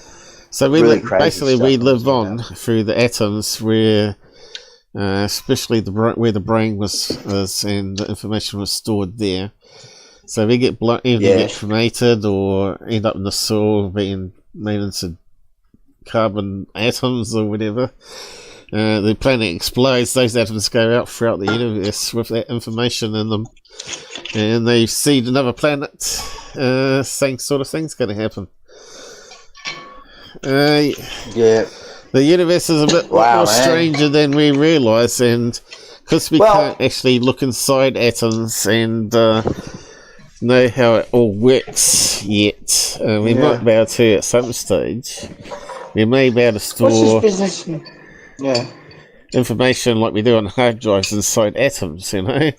So you might have 20 terabytes of information on a pinhead in your smartwatch or whatever in the future. But we're still down to molecules, not atom levels. Yeah. They don't even know how quantum computers work, right? Crazy. Anyway, we better get back to original thing here, schedule, and what are you up to? Come on, let's get something going. Let's go look at some of these idiots. You were I'm telling you, I'm telling you online how I just mostly ignored these guys anyway, Alessandro and this Corbell and guy that. Ignored them, have the whole time, and now you're making me watch them and really hate them. Just trying to we got halfway I'm a wanted man.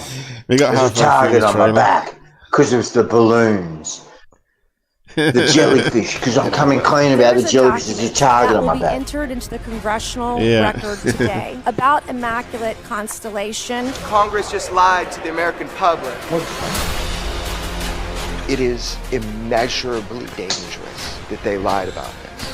She knew it was a lie. So do you want to explain it while we're recording? Because we're recording right now. I'm not going to be quiet. I'm fucking going to look everybody in the fucking eye. Whoever fucking lied, I'm going to say it in front of everybody.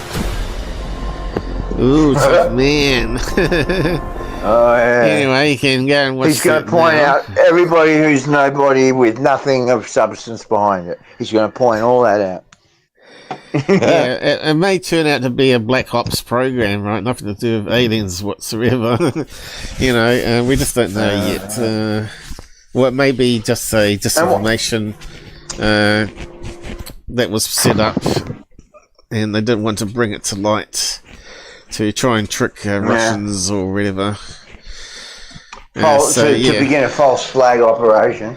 The thing is, Corbell is obviously being leaked unclassified information illegally, and he could easily be arrested and stuck in jail, right? But he's trying to claim... Corbell's trying to claim he's a journalist now, and he has journalist protection from whistleblowers. But if he's leaking unclassified information, I don't think that holds up, because he's not really a journalist. So he's not an investigative journalist like he's trying to claim. You know, like the Flares video, he had 2 years to analyse that. I looked at it in 5 minutes. I knew it was Flares. And I did like a 15-20 minute episode on a live show showing when it first came out, showing that the Flares. It wasn't on a ship. There were individual lights and all that sort of stuff. No, I don't know. His mates obviously are all shills or dumb shits or something. They can't tell him the truth, saying, "Oh, that video is a nothing burger," right? That guy leaked it to you, and with a fake story saying it was UFOs when it wasn't. Corbell has got a clue. Grush has never seen anything himself. Yeah, exactly. They just because he's got autism. And the English guy, you debunked the English guy. He's a very clever guy. He's got qualifications and stuff. He's very clever. Yeah. But he's got various mental problems where he can be exploited. Wow. And they used him as a full exploiter to tell their stories to him. for what reason I don't know, especially if they got no evidence of it, right? It's just more hearsay, another story, right? Plenty of stories out there, and they're all interesting, and they're like sci-fis. So I'll just go post up this here. I'm not even a big fan of sci-fi, by the way. Just for I love sci-fi. Yeah, no, I really just want to know what could very possibly be the real stuff going on, and I'm not a big fan of sci-fi. No, I enjoyed Aliens and some of the films. Aliens is one of my top favourite ones. Absolutely, yeah. Geiger's artwork. I like Independence Day as well. That was kind of funny. I enjoyed that. Yeah, it was funny. Yeah. And I like Close Encounters. That's the first sci-fi I really saw. I think it was Close Encounters. Oh yeah, no, well that's classic. You gotta enjoy. So you do like sci-fi, really? Oh well, the good stuff. Hey, it's like music. As I say about music or art in general, I'm a fan of all styles as long as it's high quality. Yeah. Oh, Body Snatchers. Yeah, that was a good one too, actually. I didn't mind the Body Snatchers. So there's been lots of reactions to this documentary that came out. Yeah, go on. Yeah, well, just want to check out what Phil has been saying. Keep in mind you're talking about Melbourne.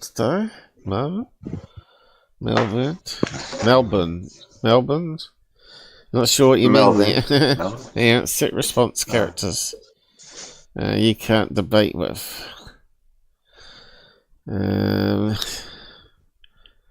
Alright, he's talking about the game characters, I think.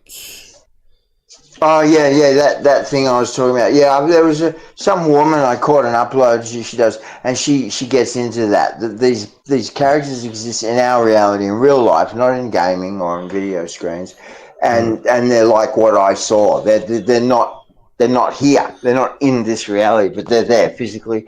You feel them, touch and see them, but they don't seem to be aware that they're here or something. I don't know. So what did this gentleman you've just read out about?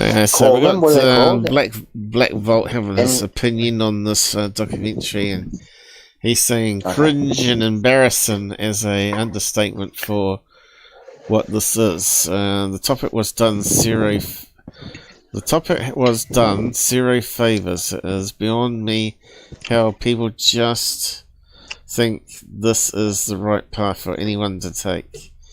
So this is Corbell clips he's added here. Just have a listen. I think she just assumed it was. No, she did not assume anything because I walked That's very low volume. into her fucking office. I walked somebody physically into her office that we both know. It's really low. She knew it was a lie. So maybe, as an investigative reporter, you should ask yourself, why is it that they lied? You should ask yourself that question. And you told me, do you clarify?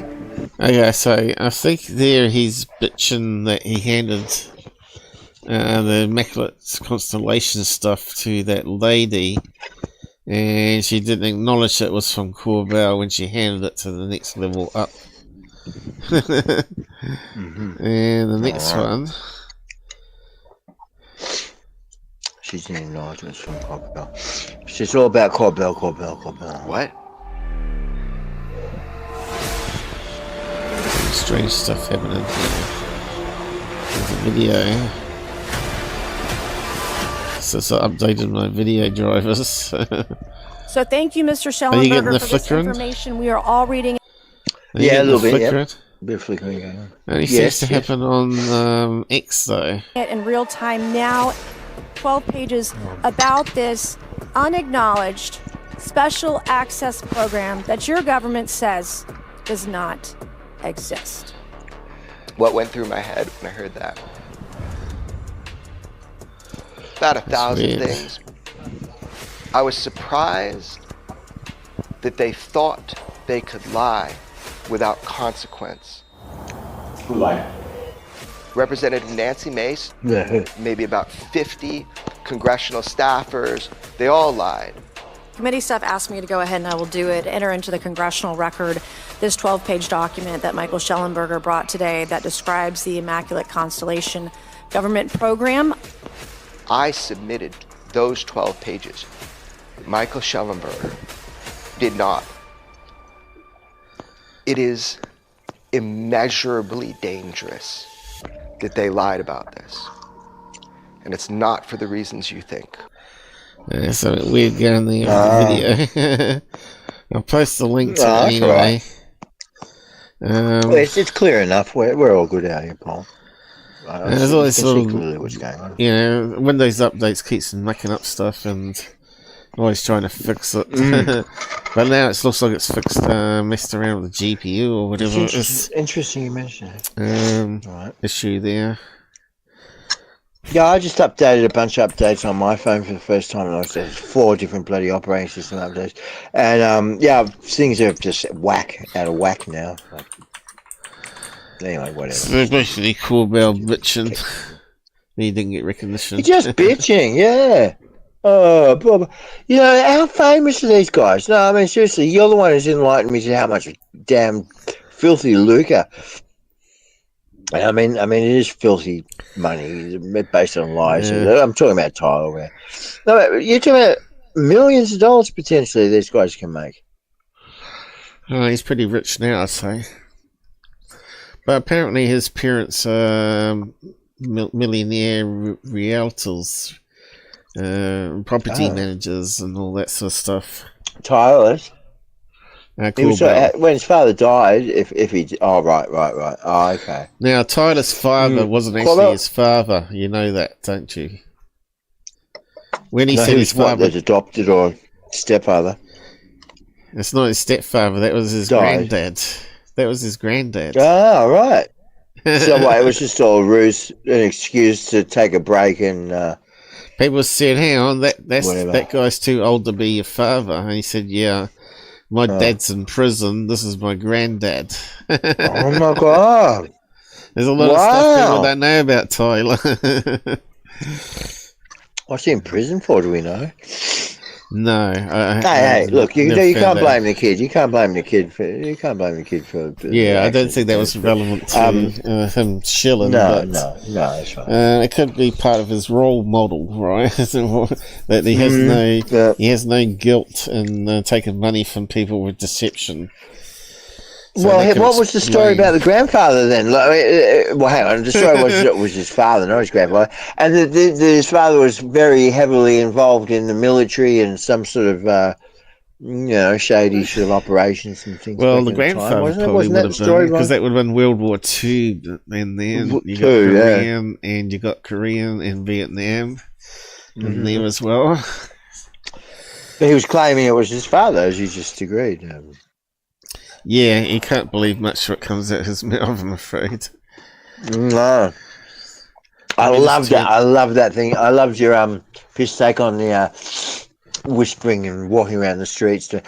So what was the story? Jumped on. So I got my wife to stand on the porch so that I could take photos of her, in the middle of the night, taking photos of his wife on the porch so he could get shots of the 4-wheel drive and this man from a distance singing 4-wheel drive. You're talking about the Men in Black. And then he just yeah, that's right. Yeah. And I just got to get to this because it's hilarious.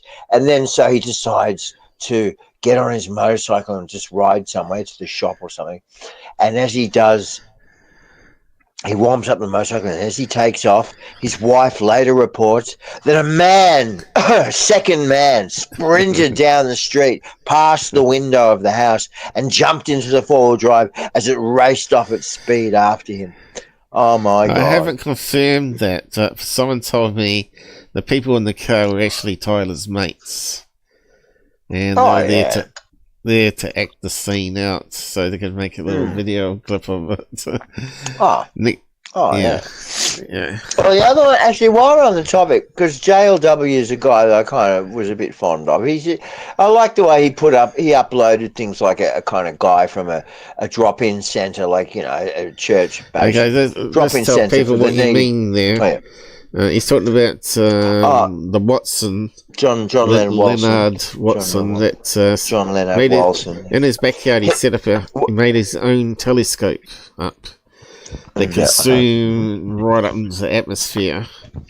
Satellites and things. Basically, low orbit stuff in the atmosphere. Basically, he could get as well. What about that moon stuff? That's pretty clear. A lot of the imaging he gets of the moon. Not clear when you compare it to a P1000. No, a lot of his images. He may have improved on it since other stuff. Right. Maybe his latest stuff. He's got better optics now. But he made up his own telescope with his own optics, and you can't do that. It takes a lot of calibration to be able to get all those mirrors and lenses lined up properly, so you don't get ghosting. Like he was getting a lot of ghosting on that stuff. That was that's satellite. Yeah, that's right. Yeah. So and then I think he was recording it with not a feed. But his claim is that the helicopters that he was getting buzzed by military helicopters. That's what I was leading to. So not dissimilar to Tyler claiming that the government's onto him. Did he have any videos of the so-called suspicious helicopter? Yeah. Not only that, there's photos of his eye that they blasted him with like that 500,000 or whatever lumen helicopter light thing that searchlight that they turn on. Well, let's put it this way. They blasted him with that, and he was looking through his lens, and his eye was burnt. And let's put it this way: there are spy satellites that he may have been capturing, which would have got the government a wee bit worried that he was actually filming. Okay, yeah. And it would make sense that he would come under surveillance just to make sure that they'll keep an eye on what he was capturing. Or trying to block him capturing by flying the helicopter over when he's trying to focus. Right, they could have been doing something right at that time and just to try and distract him. To just distract him. Very interesting, Paul. Yeah, nice one, mate. Yeah, I love your big-heartedness about it. Yeah, there is a lot of spy satellites up there. We don't know what they all are. Sometimes we don't. We know it's a satellite flare happening, but we can't find it on the software. That's because there's still a lot of satellites up there classified. Black Ops. Black Ops. Yeah, although there's like 5,000 satellites on the app itself, Android app or whatever for tracking. There's probably 1,000 spy satellites up there. And these spy satellites can actually move. They actually got engines on them, and they can actually move around and sabotage other. Yeah, they can crash into other satellites and take out the other satellite. I thought that was really frowned upon, like because of space junk. The Russians shooting out one. It is frowned upon, and this is why the secret space, the Space Force, US Space Force was formed to protect their assets in space, because the Russians had these spy satellites that they could move around and fire projectiles at close range and take out their satellite. And so that's sort of what's and China's also there, and then we've only got other countries like North Korea and also doing the same nastiness in space, right? Technically, a Russian or a Chinese satellite could get close enough to the International Space Station to fire a projectile through one of their 3-layered glass things and maybe decompressurize it enough to take it out. Oh, that would be no good. It's called the International Space Station, so we like it. So when people say they've captured stuff in space moving near the ISS, most of the time it turns out to be mundane reflections or off the parts of the craft. But there may be the odd one out there that may actually be a real spy satellite. So you got to always keep the middle ground, as I keep saying. And what's this infamous or famous one? The Black Knight satellite. It's been around for thousands of years. Well, the Black Knight satellite is a collection of stories, actually, and it's turned into like a legend. various experts out there sort of added their interpretation into it, and it's sort of stuck. Once the genie's out the bottle, it gets tapped onto the story. Now the Tesla, more and more multi-layered. Talking to aliens with early radio somehow got attached to the story. Some scientists talked about the signal that was received, like the whale signal or something like that was received. Yeah. It was like 13 million light years away or something, or 1,000 light years away, and it got added into the story as well. But really, the Black Knight was actually just it's actually filmed of a thermal blanket that wraps around inside the satellite, and it just got buckled up into a really weird looking wedge shape as they were filming it, and they took various photographs of it over the years and put it up on the web just to keep an eye on it, because they got to track all the debris, right? But eventually, in a year's time, it actually burnt up in the atmosphere. So the Black Knight is gone. In that sense. And I guess they may have put another thermal blanket inside the satellite. Or at the time, maybe they just closed it up and hope for the best. Hope for the best. But yeah, it gets pretty cold in space, and it affects electronics, you see. They may have had a makeshift rag or something they poked in around from key components. I know one of the International Space Station pilots, not pilots, astronauts, were supposed to utilize the blanket like during a spacewalk, and he lost it. He admitted it. You know, he fucked up. Excuse my language, but and then this blanket is floating several hundred meters off from the ISS, and the History Channel put it up as what is this thing, and you can see it clearly. You don't need special effect apps to. It's just a crumpled, bloody metallic. Well, I guess it's mylar as well. Tyler still talk about it being a real thing, rather than telling the truth about it, because he doesn't want to lose subs, right? There's the people that want to go. He can't lie straight in bed, that man. Yeah, a lot of people want to go with a fantasy like Billy Carson. Everybody does. Paul, everybody does. There's you, me, and a handful of people that follow you that are willing to accept that 99.999% of everything is horseshit, and that other stuff is good, and we want to know more. But everybody wants the fantasy. I know how, because I wanted the fantasy. That's why I sent you my original text. How I got in touch with you. You know, that I felt sad for you. You know, being so skeptical. But you set me straight away. You were polite and responded logically, and I took the time, and I'm so glad I did. And good stuff. And you're on a new journey. Yeah, no, everybody wants the fantasy. You're on a journey of truth. And maybe justice, new ideas. I want universe, and to explain your dreams. You've come across someone that's also had the same experiences, and has been figuring it out. You had multiple experiences for many years, trying to figure it all out. Yeah. Because I believe there is some real science to all this, and I've told you why. It can be real science and how it can fit in. But you'll have people out there that are now debunkers will say, hogwash, prove it. You can't prove it, you know. You can come up with a theory that fits it pretty well. Proving it is not so easy. And also documenting alien visits is not so easy, because they control everything. They can turn on and off our technical devices just like we can, but they can do it while you're sleeping. Now I think we've lost him again, have we? I think we have. Okay, the bot's posting away there. Okay, so what he's gone, we might finish off what we're doing here with the Corbell stuff. What's the next one?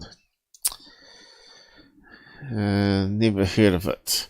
Senior government official who led Pentagon's UFO office says Jacob Baker's claim. Okay, so what's also come out at the same time as Corbell's documentary is a new whistleblower. So that's about the new whistleblower. Was there anything else on Corbell? Yeah, first I want to get him finished up with. Okay, so that was another one on Corbell. I'll get onto the whistleblower in a minute. So yeah, UFO Revolution Series 2, Episode 3, he's talking about here. And the approaching craft. Well, I haven't actually watched it yet myself. I'll do it sometime after the live show. But if you go to that link I posted, you can actually find a link to that episode, to the first episode, to the right site. If you click on it on the top picture, I think it is the top image that comes up, takes you to the website. But anyway, you're going to be told that there is a craft on its way to Earth that's 100% % is a lie. You're going to be told, Corbell. Well, we've had that sort of scenario for many, many years. That's aliens are coming towards us, and we shouldn't be trying to communicate with them because we don't know if they're going to be hostile or not. But like Independence Day, right? We've been told for a few years now by all these talking heads that there's going to be an alien invasion as well. I don't believe it will happen because they're already here. They're already here. I've already seen them. They can come and go at will. They can control our technology. They're not here to destroy us. Not at this stage anyway, but they're certainly studying us and maybe trying to educate some of us, to, like myself, to try and relay it to people like you through live streams. Just trying to bring what evidence I've got to you to back up my claims and the dreams or whatever information that's been passed on. Whether it can be verified later in the future, or something new happens, or whatever, or someone else gets the same information, and it's just a matter of maybe teaming up with all these extra people out there through my live stream to be able to piece all the missing information together. So maybe Nolan is one of them. He's had visitations and he works in DNA field. So yeah, a lot of people say Nolan is a grifter and shill, and because he joins up with all these other talking heads, but he may have been duped by these people like Sondo and Corbell and all that as well. Well, I was not expecting this, and right now I don't know what to think. But we all know it's been hinted at by various folks, including Sondo. So what's going on here? So we're talking about alien invasions and people, they're heading towards us. So it looks like he's got some script here of this clip here. Your government now wants you to know one truth. That's another low volume one. Truth is that UFOs are real. They've already done told you. Sometimes when you want somebody to know a truth, it's so you can set them up to believe a lie. And that's coming. I have zero doubt that lie is coming. What is the lie? Specifically, you want me to say it right now? For real? Real? On camera? To be put in the show? Yes. Okay. Problem with that. If we tell the lie before it's told, they can adapt. They can change the lie. Haven't they been doing it every year now? That wouldn't be wise. I'll tell you privately, but I would really think about if you want to put this in your show. For real. That's a real thing, I'm telling you. So anyway, guys, you get the message. Corbell, the drama queen. Best go and watch TM said stuff later today. Or what time you can do it. Over the week or weeks. And go from there, I guess. I want to actually look at some UFO videos and talk about them today if I can get to it. How are you doing for time?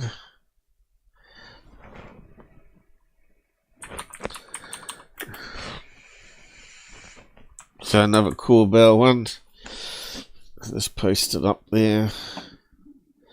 Oh yeah, so who's this new whistleblower? They seem to have a new one comes out every year now. So let's find the first one. It won't be on Secureteam, he's way behind. So I want to debunk some of his stuff today. Mick West.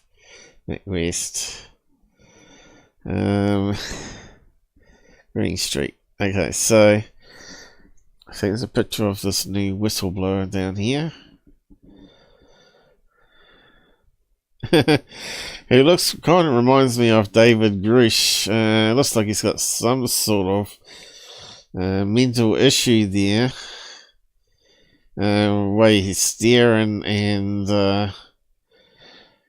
not normal, relaxed facial expression whatsoever. I'm not sure if I got him being interviewed. There's the same guy. Still looks a wee bit psyched out in the image there. But he's got a hat on this time. And Stevens Green Street's been looking into him. Something is afoot. On December the 22nd, Jake Barber appeared on News Nation with Ross Coulthart to promote his technology company. Coulthart claims Barber's Skywatch Technologies Corporation has been helping the Pentagon track mystery drones. Now there we go. Now there's a few companies out there that have been doing skywatching with various technologies and cameras aimed up. McGavin was one of them. What's this one called? Osiris. The Sky Hub. Not sure if that's part of the same thing or not. And then you got also Ivy Loeb, or whatever his name is, with his telescopes and other sensor and equipment for magnetic alterations and radiation and all sorts of things. Detectors they've got in the same location, looking upwards at the sky, 24/7. So there's a few people out there trying to document it 24/7. But you need more of these detectors all over the globe, of course, else it's pointless. So yeah, so they're saying there's something strange about this new whistleblower. He wasn't a whistleblower when he first appeared on TV.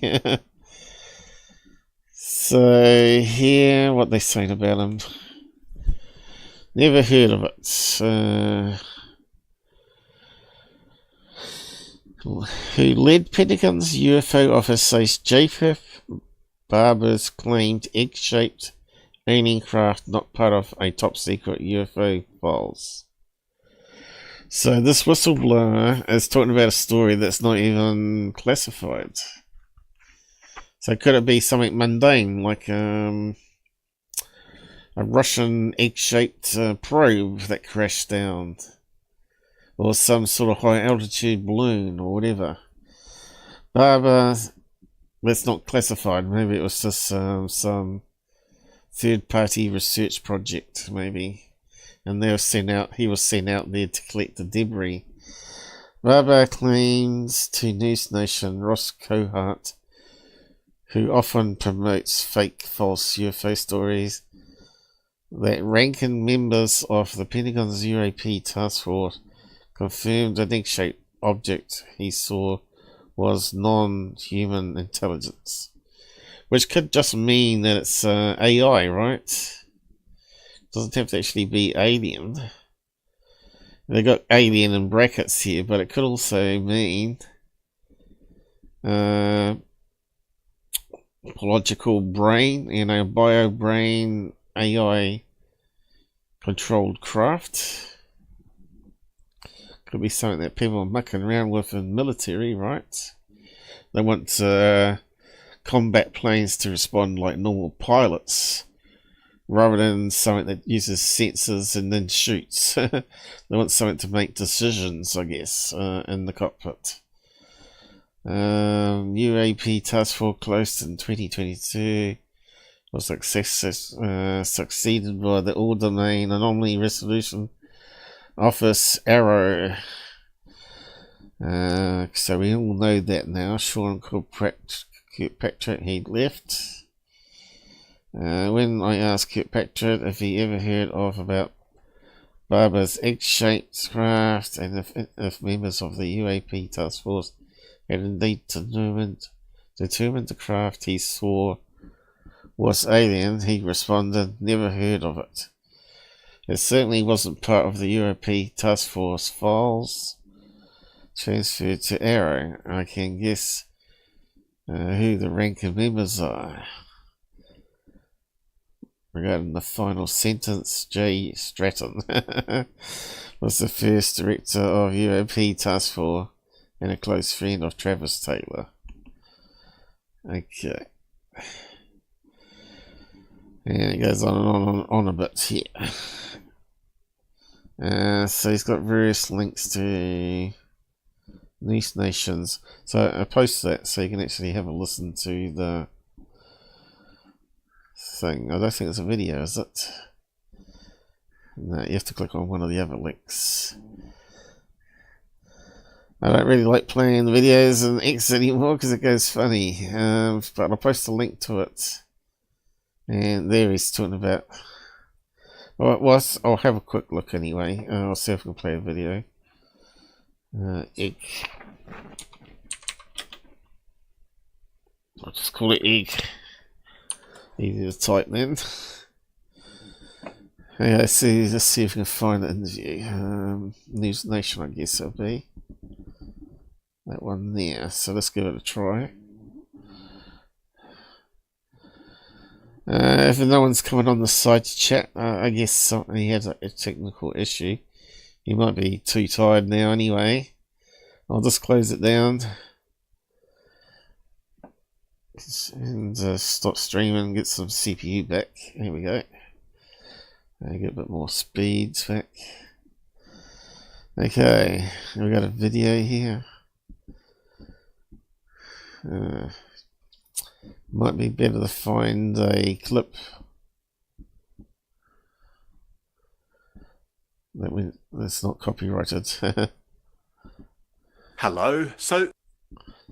Hello. Is he talking to him? There we go. Look at the funny expression on this guy.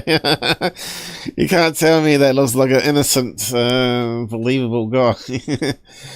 That looks like someone that's trying not to shit himself. Honest, I didn't lie.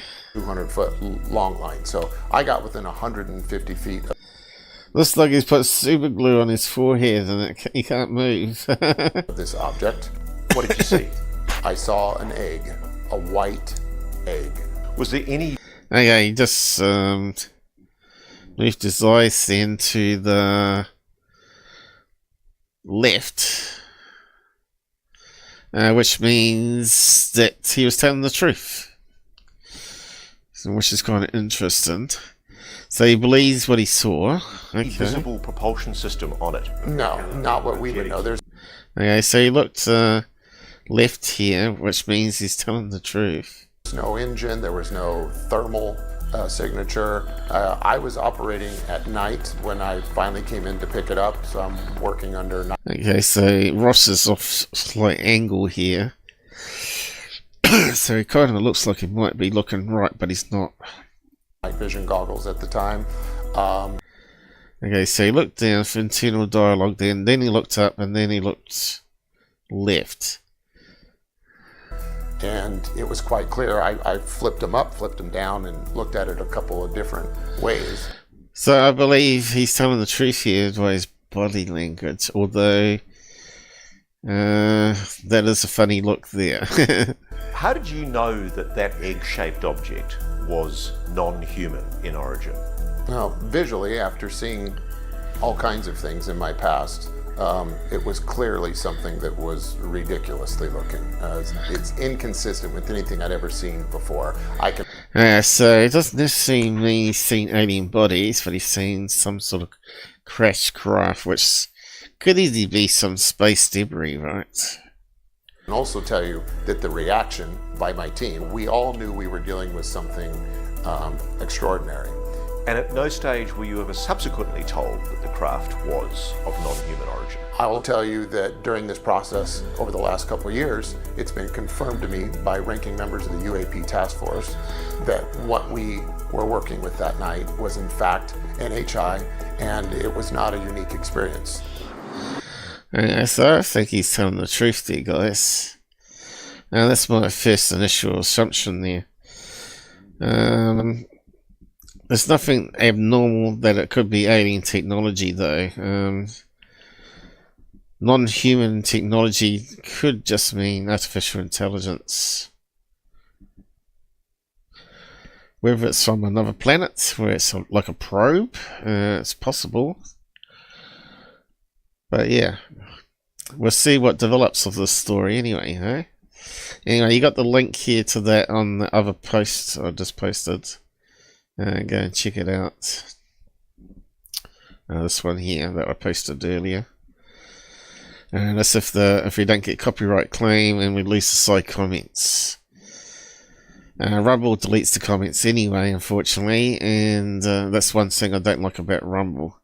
Else it would be almost like a good replacement for YouTube. It needs to keep the side comments intact. Close that down. We got Robert back, have we? Hey bud, phone died. Yeah, we gave her that. Whilst charging, no less. Yeah, a lot of these phones can't stream and charge the battery at the same time. It will constantly use a bit of the battery and all of the some of the charger current as well, and it won't have enough left to charge the battery. So yeah, I think we're done with our chat today anyway, but yeah, it's always another day. So we'll just move on today, because I know time's running out. And I'm not too well, as you know, and my head's a bit tired, because I probably only had like 4 hours sleep again. Let me just check how we're going for time. Must be getting up there. 2.5 hours. At the moment, it feels like it's 5 hours to me. But I'll see what I can do here today. Another hour or so. So what was the next bit? Okay, on the whistleblower still. Where it looks a bit more normal there. And he's got a Sky Hub system that he's selling to the government. So they're saying it's a bit suspicious that he's actually been looking in the sky for UFOs and he's selling the stuff to government. He has like a second motive to go on News Nation to make up various stories. But like I said, I think his body language there matches the NPL stuff, which again is a science and a skill to understand. But if you ever watched Darren Brown, the magician, on TV, he uses this quite a lot. And if you go to images, you'll see various things about it, neural network programming. But one we were after is visual. I'm not sure if it's going to give it to us. We have to delve into another search term.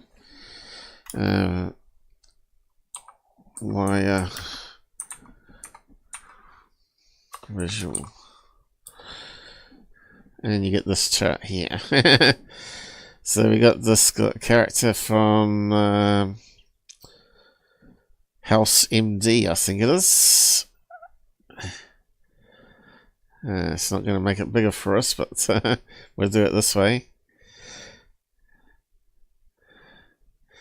So on the interview, he was looking to the left of himself, which is our right.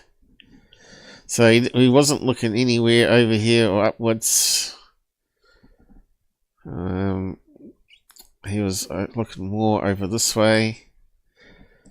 I was remembering audio sounds, what people said to him. He's looking down, internal dialogue, stuff that he said before, and making sure that he's constant with his facts when you look downwards.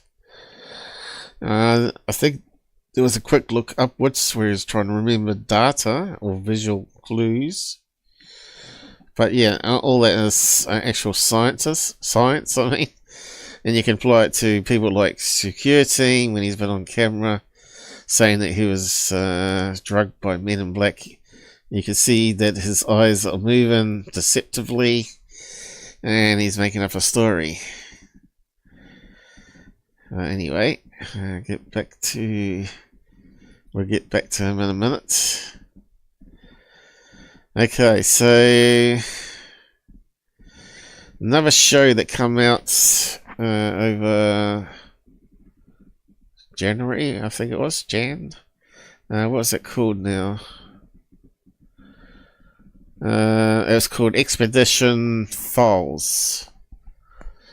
Expedition Files is another offshoot from Expedition X. And Files is quite interesting. They take various stories like Jack the Ripper and all that and update it with latest facts. Saying this is who they now think who Jack the Ripper is. So it's well worth downloading the show and having a watch of it. But one of the episodes that had Ben Hansen on there trying to prove Travis Taylor was telling the truth. And in the episode, as you can see here, I took some snapshots from the show. They're talking about Travis Taylor. And we got Josh Gates there, the host, narrator. But he also believed what he has been told. And you got these two clowns, Ben Hansen and Travis Walton, going to a location that he claims where the UFO was. And the real facts is that it wasn't that location at all.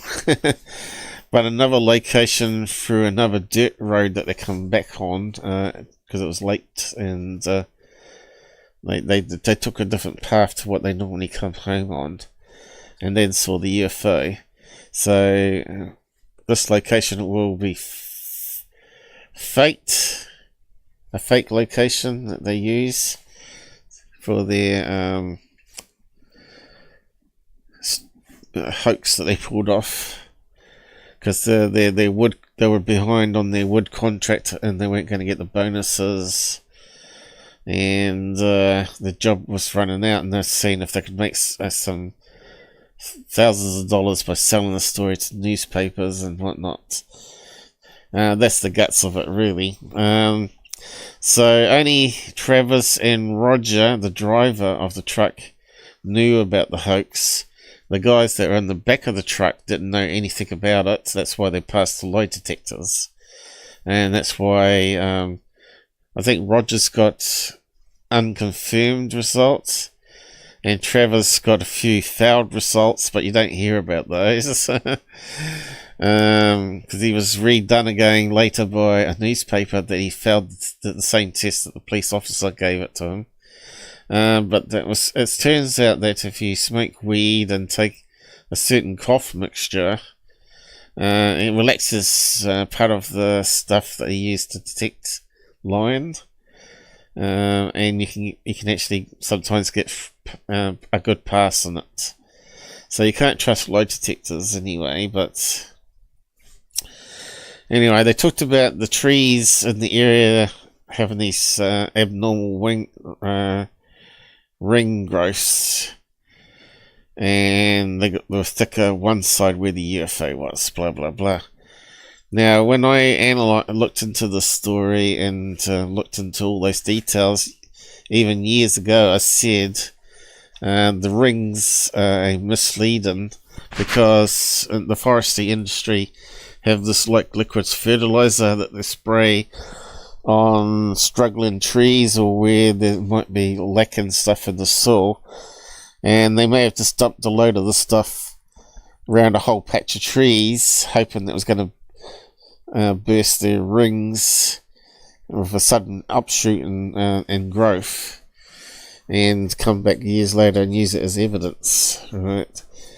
So they may have thought it out pretty well, because being foresters, they would know about the stuff they were feeding trees and how fast it can make the tree grow.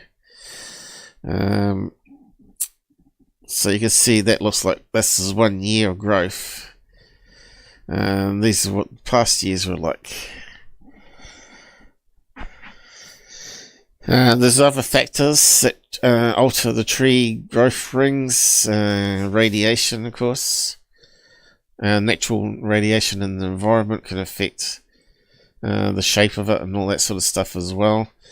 And Ben was on the TV show saying that because Chernobyl trees had similar defects, that it proved that the UFO was giving off radiation.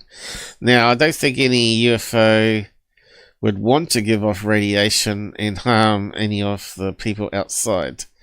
They would either be at a safe distance, so that would be like absorbed into background radiation anyway. But I don't think they would put people in harm's way on purpose. Not from what my own experiences is anyway. But this is why I never believed Travis' story. Because if you have a look at all the abduction stories, none are sort of hit with a white beam that sort of pushes them backwards. Most of them are attracted towards the craft and taken inside with the white beam, or they are frozen and they can't move at all. They've never ever been hit in the chest and tried to be pushed down with crazy force, right, to try and hurt him. He was lifted. He claimed he jumped up, sort of went backwards, which can be acted, of course. You could have someone turn on a spotlight and then you sort of react to it and jump backwards, right?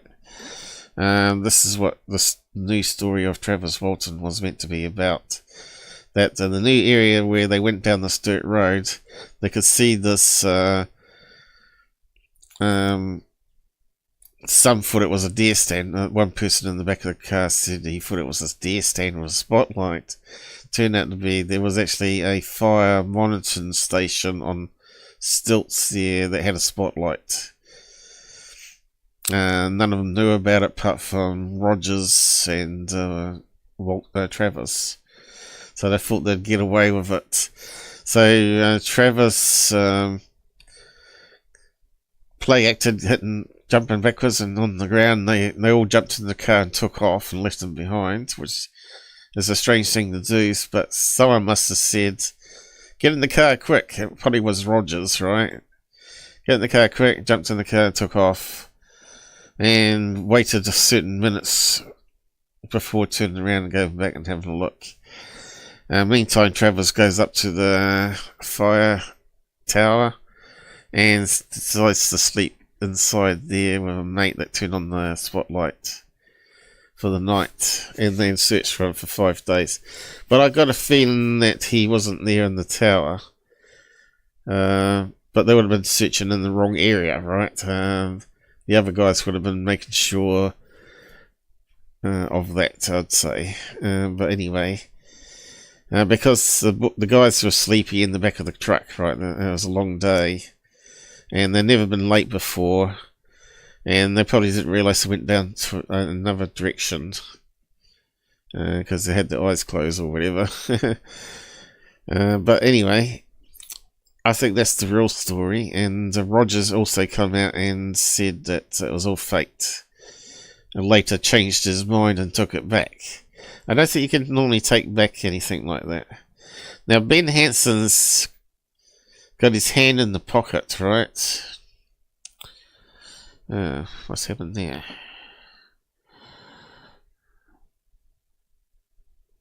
I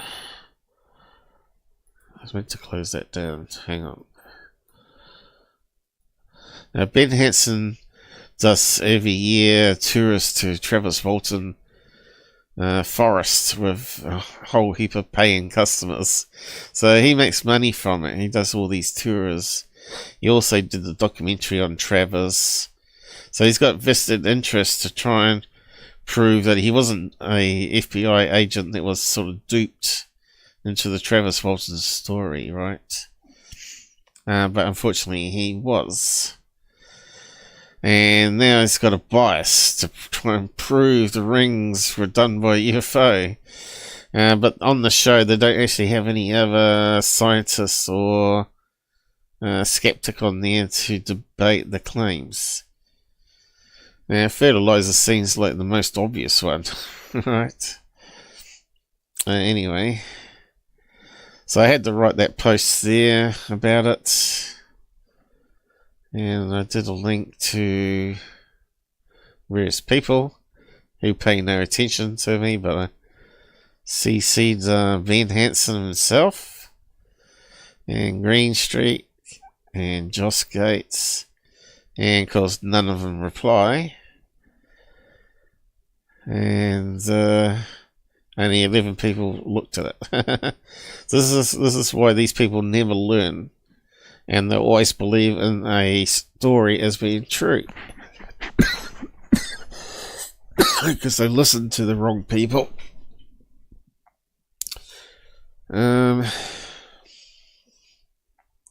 So there's no point me in repeating what I just said there. I still didn't manage to get a drink.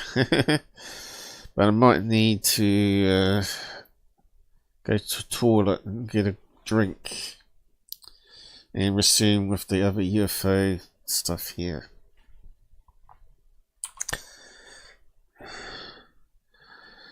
So that was on my thumbnail, so that's one of them.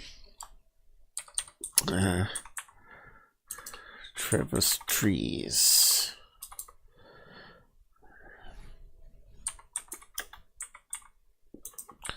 I should be using the other pop out. There's always, if there was only one explanation, then yes, we could say, yeah, Ben's correct, but I actually did do a lot of research on what he was claiming there, and I looked up the same information he did on Chernobyl, and all the scientists there said there's nothing really abnormal going on there. There's a whole bunch of trees that are still dead there. The radiation didn't affect some trees though, because it was not super high, but it did actually cause some deformation in the ring sizes. But really, no, trees can have deformed rings even in USA and some areas there where they have higher background radiation. So yeah, I found all that sort of research out, but I'm not going to present my findings like I would do with our show. I'm not able to do it at this stage, not with my health. But anyway, I'll just close that one down. So Mick West has been attacking Earl Grey from MUFON. He's been on my channel a few times, and we know Earl Grey's a basic MUFON investigator that debunks stuff. Earl Grey closes a lot of cases as hoaxes, mundane stuff, right? So he knows what to look for in videos, and here Mick West is trying to belittle him, saying that he's no better than George Knapp, which is not true. George Knapp is totally clueless. Earl Grey is not a chief investigator for no reason. This UFO that Earl Grey Anderson of MUFONs says suddenly moves awfully fast. It's just a light in the sky, and the movement is the camera pulling back the zoom. So I thought, oh, okay, let's have a look and see if he's correct. Anderson says there were no space. Okay, we got another one of low volume. Let me just sort that out. And I start to hate X videos. Launches on Friday.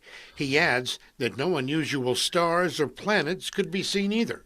What I thought was very interesting. Okay, so we got to zoom out there, right? Of this little bright object in the sky. And we can see there's a lot of cloud haze in the background here, without running it through filters. And obviously we can't see any other stars, right? So what's this bright object? Interesting about that second video is the clip that it suddenly moves. I'm not sure what distance we're looking at. So we can see it suddenly moves here. Now Mick is saying the camera's panning back. If that was the case, we would see movement in all the background pixels as well. Distance we're and we don't see the background pixels changing that much where this thing zooms off. And also we're getting some sort of ghosting effect, which I don't believe you're about to get that.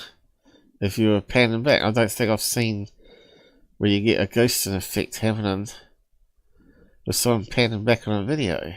Out there, it wasn't light speed or anything like that. Okay, let's just keep replaying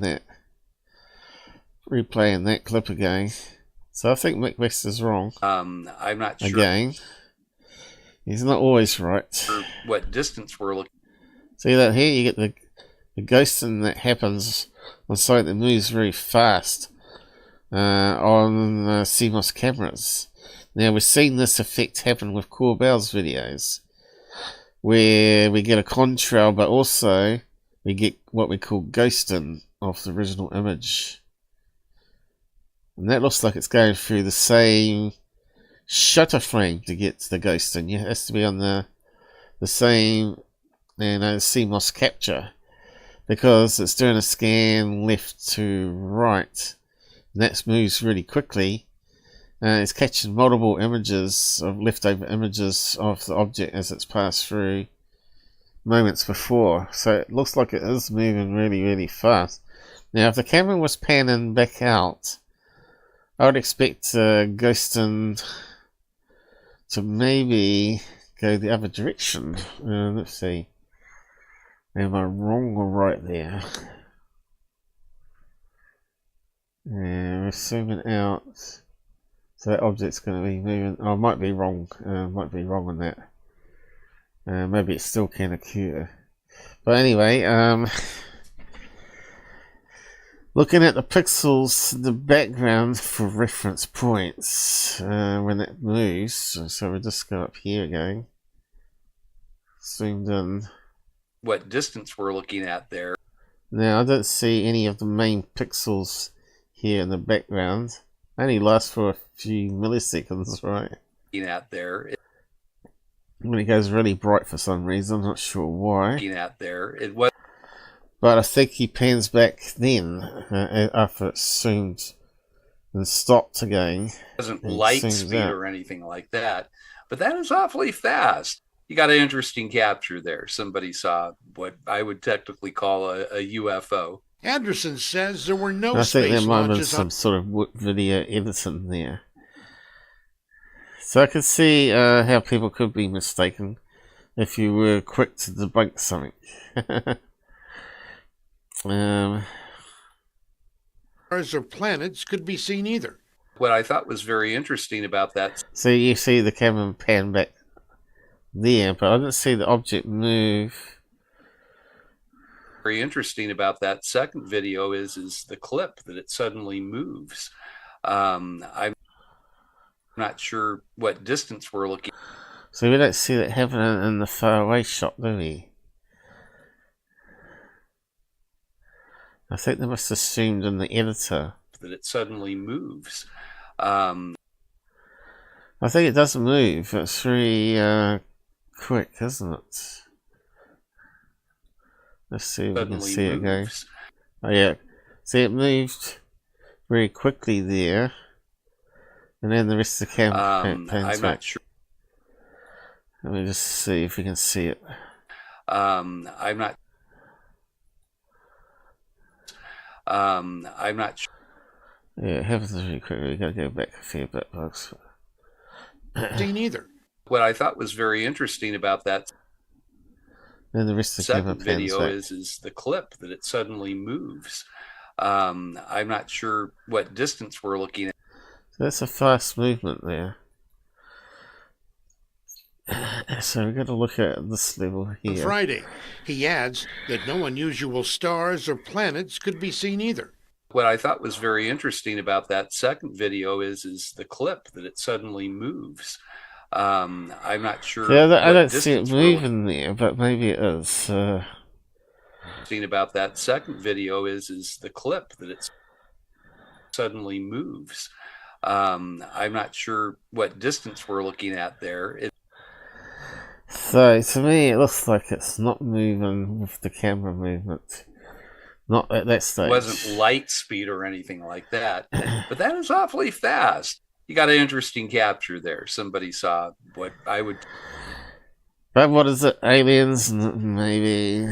It's just a light in the sky. Now, could it be some sort of optical illusion? And what was the light source? I think they didn't find it on any of the star maps. I certainly can't see any stars there for reference. If we had another star that was next to, we could see that it actually was moving. Let's run it through some filters while we're here.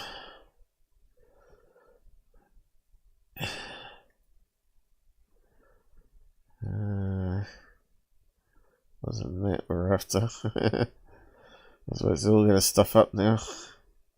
Where is it? That one? Right, let's see. Is it going to work? Oh no, it doesn't work on X. We did have actually a link to the actual news clip, didn't we? Is that it there? Let's just go there. See what it is to say.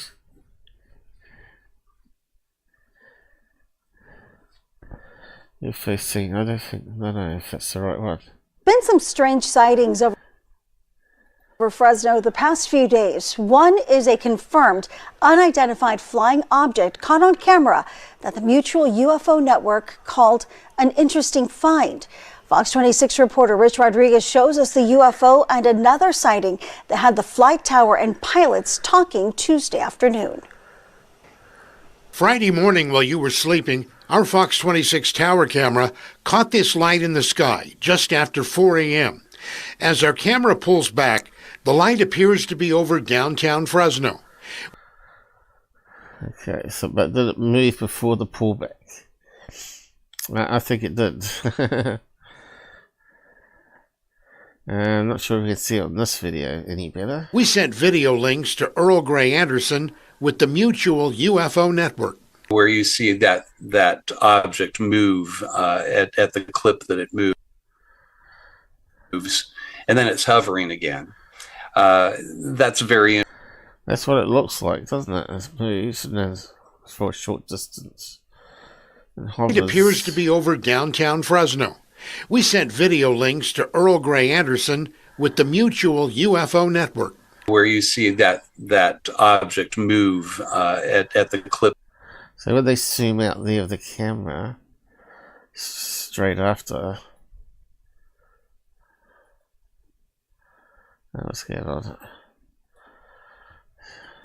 As our camera pulls back, the light appears to be over downtown Fresno.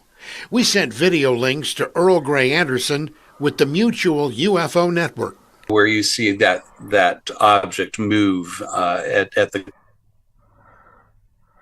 So it shoots the move, and then we pan back and we see the rest of the foreground. Clip that it moves, and then it's hovering again. UFO Network, where you see that object move at and it suddenly pans out. You see, that camera movement is really fast here at that point. If that was all zooming out at the same speed, it'd be fairly obvious, I would have thought. We sent video links to Earl Grey Anderson with the Mutual UFO Network, I might do a step by step on it. Okay, let's do a step by step on it.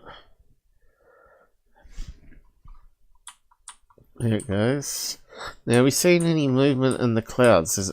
So the cameras, we're not seeing any movement on the background. Look, see that there? I reckon this is, but we're seeing that ghosting happening on the original video. See how the cloud is all constantly not moving?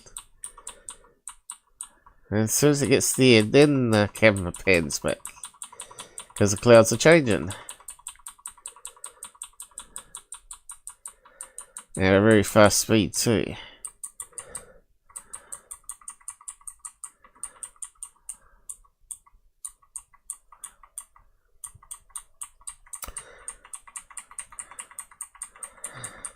Yeah, looks like it's...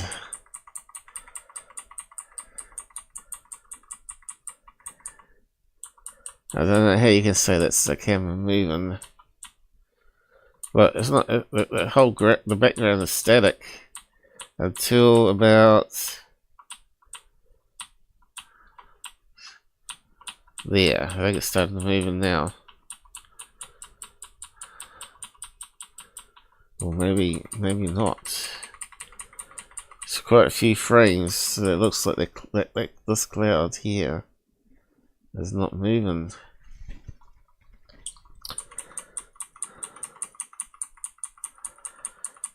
It's right about there, but it's moved a fair distance there.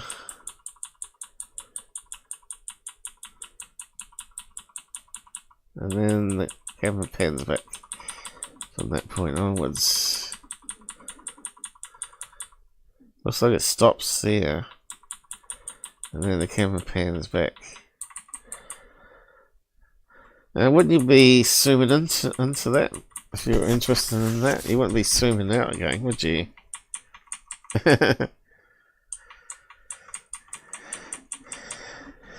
Now, it kind of looks like it's got a bit of a contrail happening there, a bit like space. You'd expect for SpaceX, I would have thought. But they said there was no space launches that day. I don't know, I think it is interesting.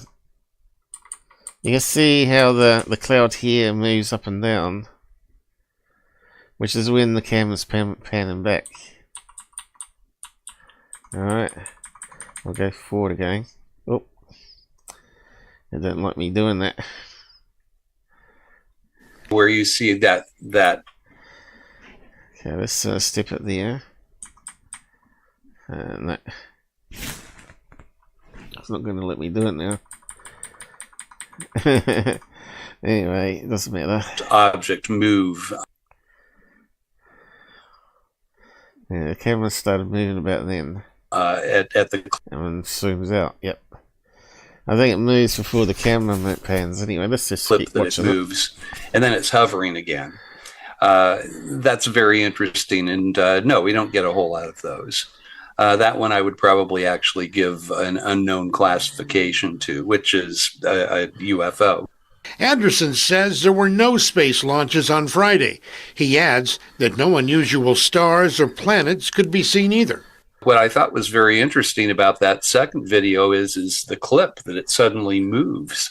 I'm not sure what distance we're looking at there. It wasn't light speed or anything like that, but that is awfully fast. You got an interesting capture there. Somebody saw.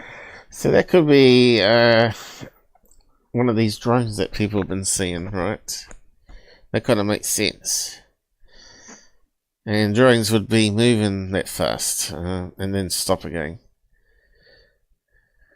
It's very interesting anyway. What I would technically call a UFO. 4 days later, another strange sighting over Fresno. A private pilot had this exchange. Okay, so I think this could be someone flying a drone around, right? With the Fresno Tower Tuesday. Now, apparently DJI have removed restrictions for drone users to fly anywhere near airports. I'm not too sure why that is. Maybe they're trying to get at the American government. Isn't DJI Chinese owned? So there might be some politics there. Tuesday afternoon. The pressure, Tomahawk 2 Tango. Do you have any drone activity on your radar by any chance? Tomahawk 5-2 Tango. We wouldn't pick up drone activity on the radar. We filter small stuff out. A minute later, Okay, we know they tracked the drones using the DJI software itself, and it's fed to the government. So the government can actually access that information done through satellite tracking. The radar, as we know, uses a radio signal that rotates around and around, and it's calibrated for the smallest aircraft, but nothing any smaller than that, else they'll get a lot of false positives, right? Like birds and masses of insects and bats appearing on the radar scopes. So what he's saying here is correct. The tower contacts the Fresno police helicopter that's flying over the city. So it doesn't mean what they're seeing isn't a drone, of course. Someone flying a drone around. A report of a drone at 41 in Herndon, about 3 miles west of you, northwest of you, and if you can go check that out for me. We're currently working a call. As soon as we're done, we'll head up there, PD1. The tower then reports to pilots in the area a drone was spotted near 41 in Herndon. It was flying at roughly 3,000 feet.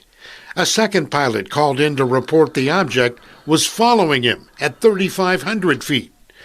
The first pilot to alert the tower called in again with an unusual sighting miles away. I thought I saw something over downtown, about 3,500.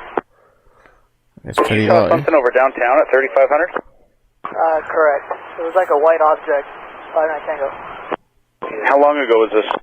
I just lost it right now. We reached out to the FAA in Fresno for more information on Tuesday's unusual sighting by pilots, but we have yet to hear back. Rich Rodriguez, Fox 26 News. So most likely it is a drone rather than aliens. Because if it was a UFO, I'm pretty sure they would have picked it up on their radar. Because it would be like 40 feet, 50 feet. That would be the size of a small plane, right? So these objects are going to be fairly small. But anyway, I thought that was an interesting thing, and I think Mick West is wrong there. That it does move, and then the camera moves. And I can understand why there's some mistake there, but anyway.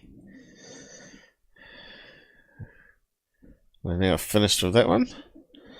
So what's going on in America with these drones flying around now? Now another one, he's been attacked on as a debunk from 2 so-called professional sky watchers. And they said that Mick West was being shady. Did Mick West engage in shady tactics? when examining a Tedesco Bros video. No, he's saying. And by their own criteria, Metabunk was right. They are wrong. They got the direction wrong. It's probably a plane.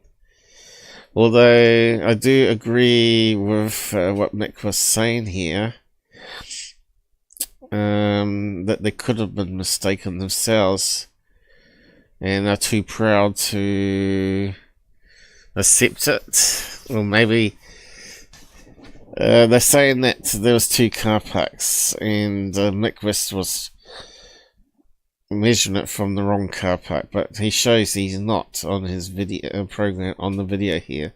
Well, we'll just play it anyway. It's only 7 minutes long. He doesn't normally do copyright flags or anything. So let's see. I have to say, unlike my presentations, he's like a word salad. He's all over the place talking about lines on the video and stuff. Oh, I forgot to run the filters on that video after all that. Anyway, it doesn't matter, because if it's on YouTube I can run the filters like I was going to do, which would have made it a bit easier to see if the background was moving or not.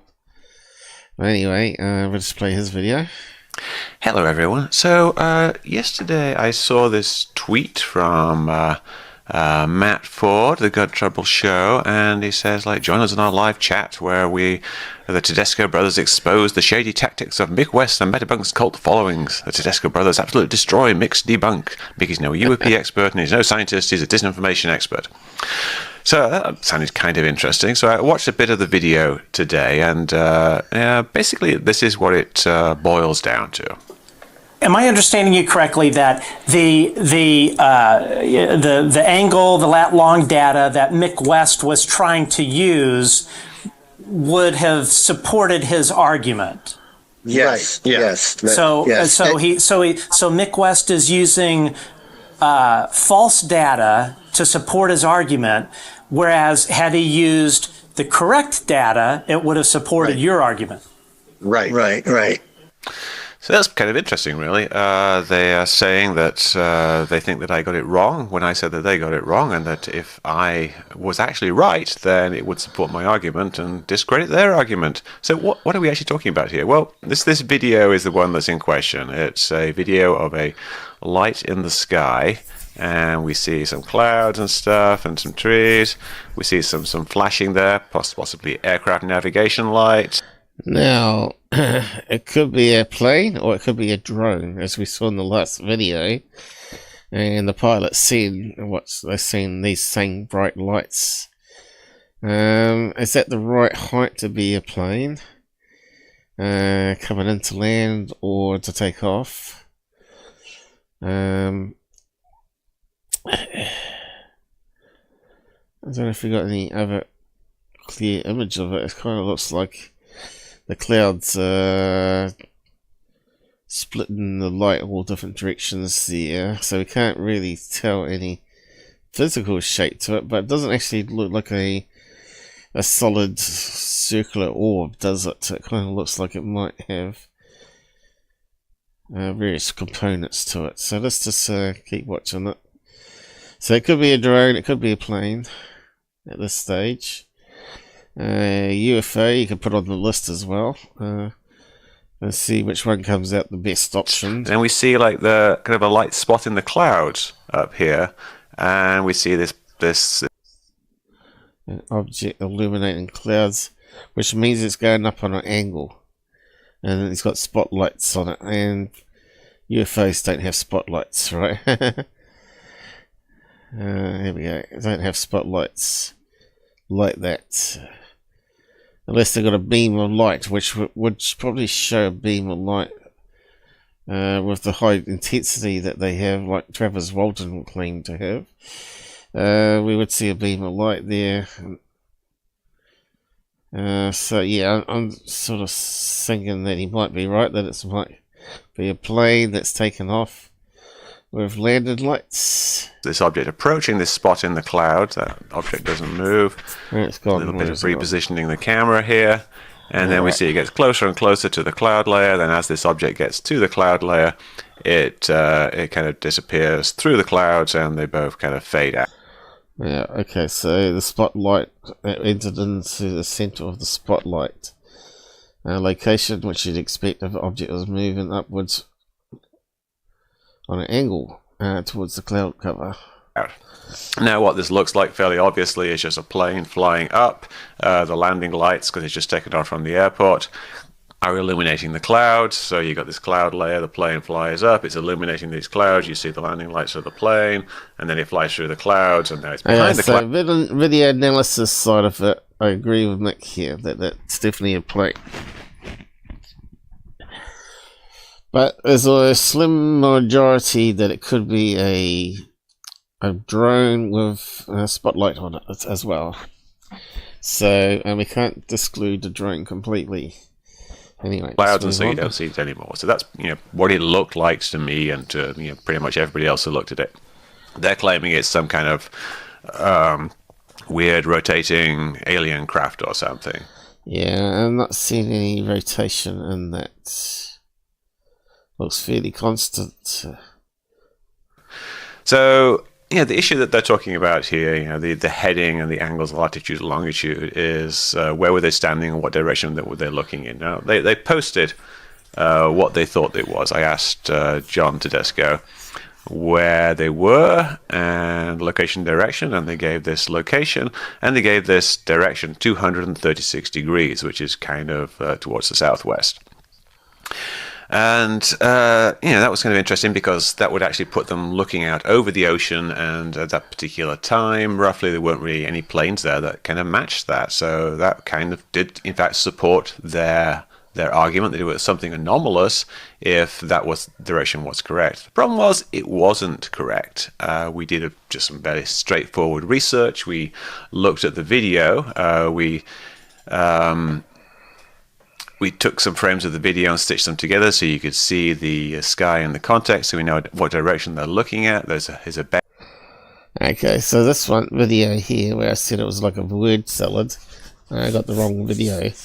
Mick West did another one video which was more of a word salad.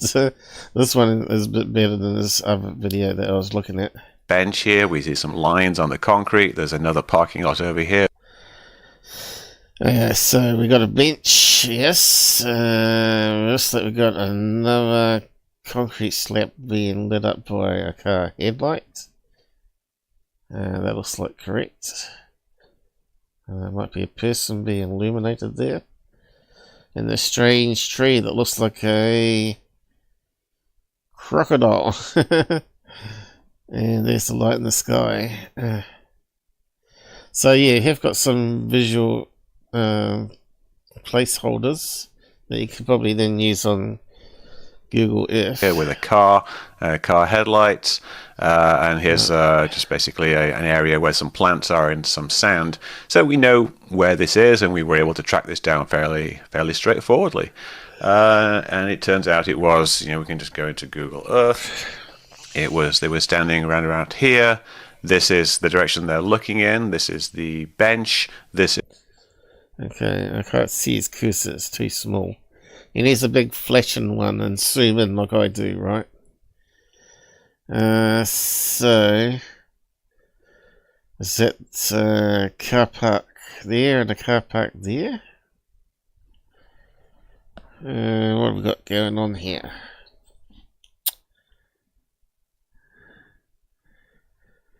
That tree there, I suppose it kind of looks like a crocodile, but we're not seeing more off the nose like we were on the other one. So, why?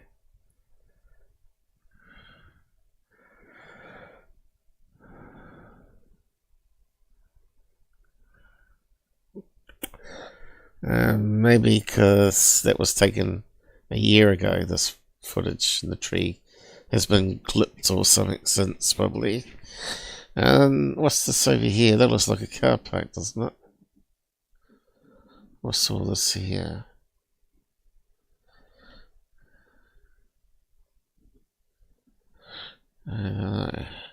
We'll keep watching it. See if we can suss it out. Maybe we can see Mick West has gone wrong. It is the tree that they're looking in, and we can see that they're standing in Parkfield 2, looking in this direction, and the direction that they chose. So that might be one car park, and that might be another car park. Okay, it looks like a car there.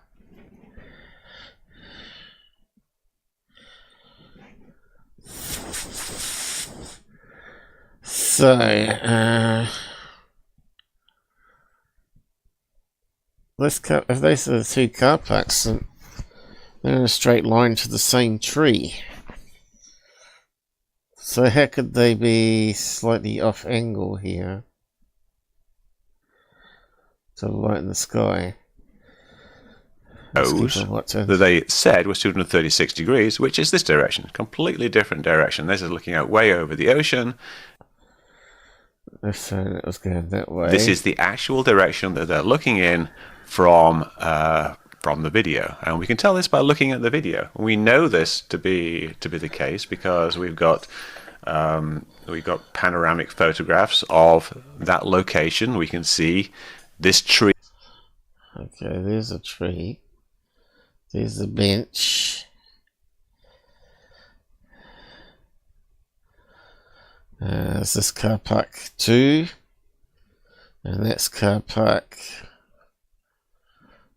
1. I'm not quite sure I understand. Anyway. Tree here, which appears in the video. There's the tree, the exact same tree is appearing in right here and right here.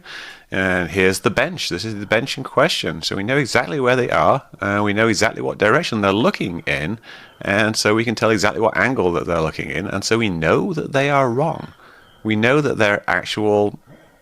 I must admit, those two images to say they're looking in the right direction. So... which is straight along and not out to sea. Yeah, their actual heading that they gave is actually wrong. This is something that we actually discussed in great depth in the thread, the discussion thread, which I will link on Metabunk. It's something... So the easy way to debunk Mick West here would be go back to the same location with a physical compass and this turn to the direction that they claim to be filming it and look and get the second cameraman to film the compass and the tree. You start off walking towards them, the cameraman, the compass man, with the tree in the background so you can see it's the same view. Then look at the compass and see what heading it is. Now, why would they get it wrong? I don't know. And why would they go on another show to say you got it wrong without double checking their claims? Yeah, it sounds like they're going to get in trouble here. Because so far, Mick West has made a really good reply back. It was a crowd sharing, a crowdsourced effort. We tracked down this location and the direction. And once you have that, you can actually do, you can find a candidate plane. Here's one. If you put the GPS track in, into Google Earth in this location, it pretty much matches where the light is. Here's the light right here. It's pretty much in the exact same spot. Okay, so he's proven it's a plane, not a drone in that case. Anyway, we'll just skim on. And these people are doubling down saying that he's wrong. They go ahead and they say... There's a bench they use as a reference. Oh, that's right. Yeah. So they picked the wrong bench. They picked the bench. They thought we were standing in front of that bench. Yeah, they said, this guy said, that he saw the bench in restrooms and behind parking field 5. He saw that same bench in front of the restrooms. Yeah, well, okay. The only problem is we're at parking field 2. So Mick West he was actually looking at data from the wrong parking lot altogether? Yes. Well, yeah, they're in parking field 2, which is the parking field that we have right here. Parking field 2, and here's the bench, and here's the tree is the actual tree, and here is the building that we can see in the panoramic photograph, so we know 100% that this is the correct location. There's no doubt whatsoever, not in the slightest little bit of doubt, that this is in fact the correct direction. Unfortunately, I'm going to have to agree with Mick on this one. And these people are wrong. These people are clowns. Was trying to use would have supported his argument. I don't like this guy at all. I just think he's a little weedy, creepy man. Yes, right. yes. So Mick West is using false data to support his argument, whereas had he used the correct data, it would have supported your argument. Right. So as you can see, it does support my argument. There's actually no question that this is in fact the correct direction. My argument is supported, their argument is wrong, and their entire video of them talking to Matt is basically stuff like this. It's just them misunderstanding things in the thread. It's kind of weird. Yeah. Anyway, and we got Secureteam and battery technology, and we got UFO Man. Oh god, I might need a little break, and we'll just finish that off. Minimize that. Like I said, I need a break and I need a drink. Damn, I've got to push the wrong button.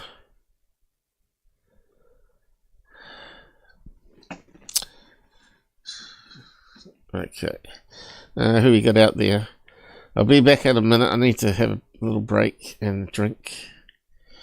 We haven't got too many people on now, by the looks of it. Rumble's still going strong, though. One on YouTube. Only have 4 on Pail. That's a bit of a disappointment again. Thanks for the likes, guys. Anyway, guys. These guys that join me seem to like what I do and the way I back up things and explain things. But you could, if you don't understand anything, just come on the side chat and just ask me, and I'll do my best to go over it. Anyway, I'm just going to put a little emanation up before I go and have a drink and whatnot. Where is it?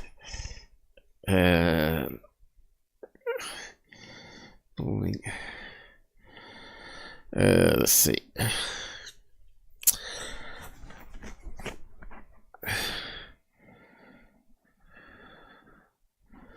I'll just bring up some graphics here while I'm on the break. I'll turn the audio off. It normally plays music. It's a wee bit loud normally. I'll just see how we go with the break thing still.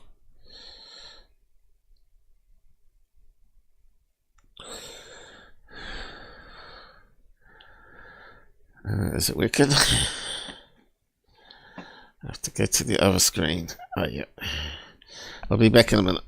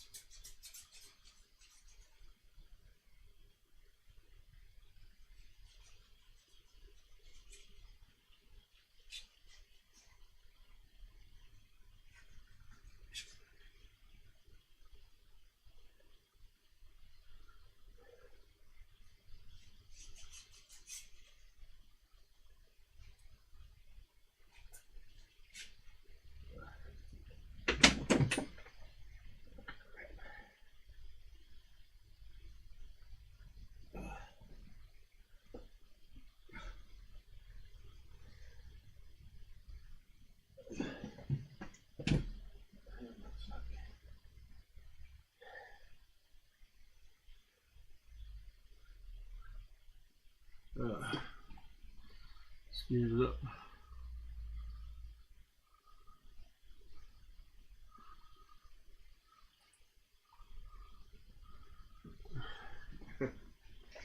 Anyway.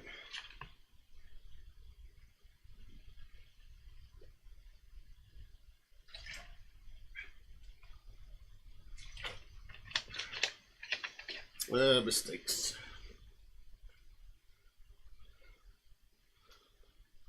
Keep happening.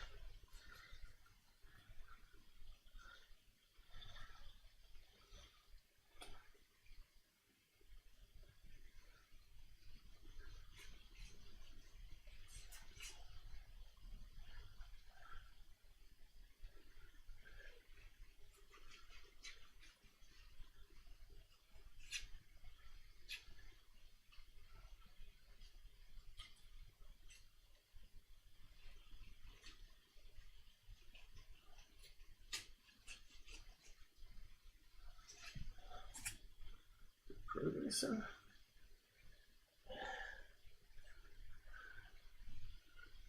It's going really slow.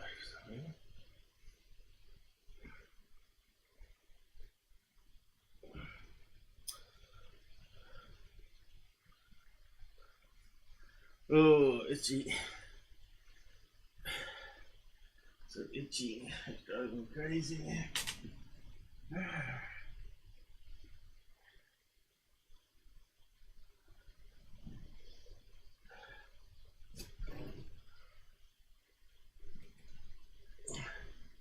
Let's see if I can get back on. Oh, my leg's swollen as well. Oh. I can't be here much longer. I'm back, but I'm in a wee bit of a pain.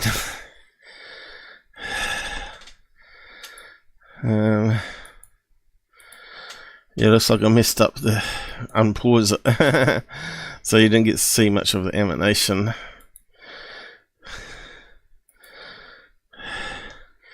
It's meant to be music playing, but you'll see it's very loud. I'll just hold that again. Okay. So we'll look at Secureteam now. He's put up 2 videos.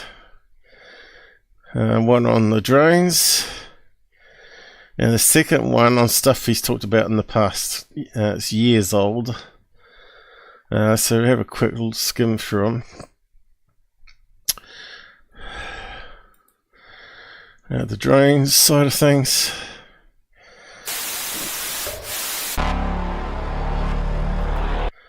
Okay, that looks like a plane to me. I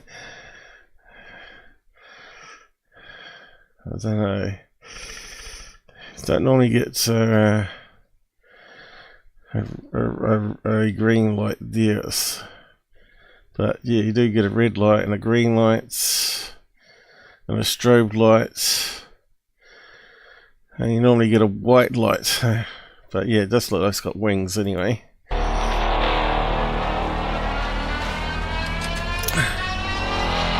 This is another thing that pisses me about TR3B that he keeps putting up. TR3B, don't fly on the side so you see the 3 engine lights. Imperfect triangle formation. It just does not happen. You see it when it flies above you and you turn the camera upwards. But from far away, the TR3Bs do not fly sideways.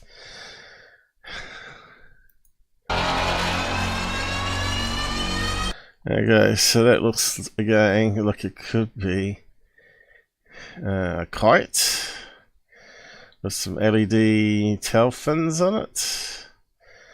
Keep on going.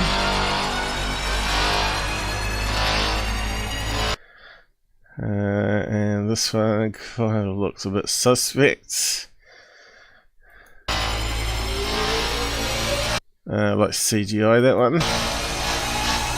And this one here we think could be CGI, but there are buildings with these type of laser systems that can beam up to the clouds. So we're not too sure on that one. Okay, these ones here obviously look like various RC toys with some LEDs on them. Could be on fishing wire, could actually be RC motor, so it can be remote controlled.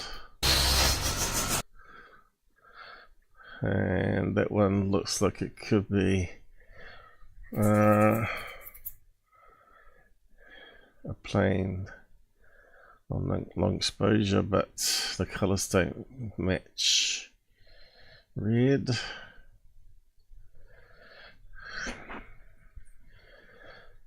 So it could possibly be a drone with some weird LEDs on it, or a fake.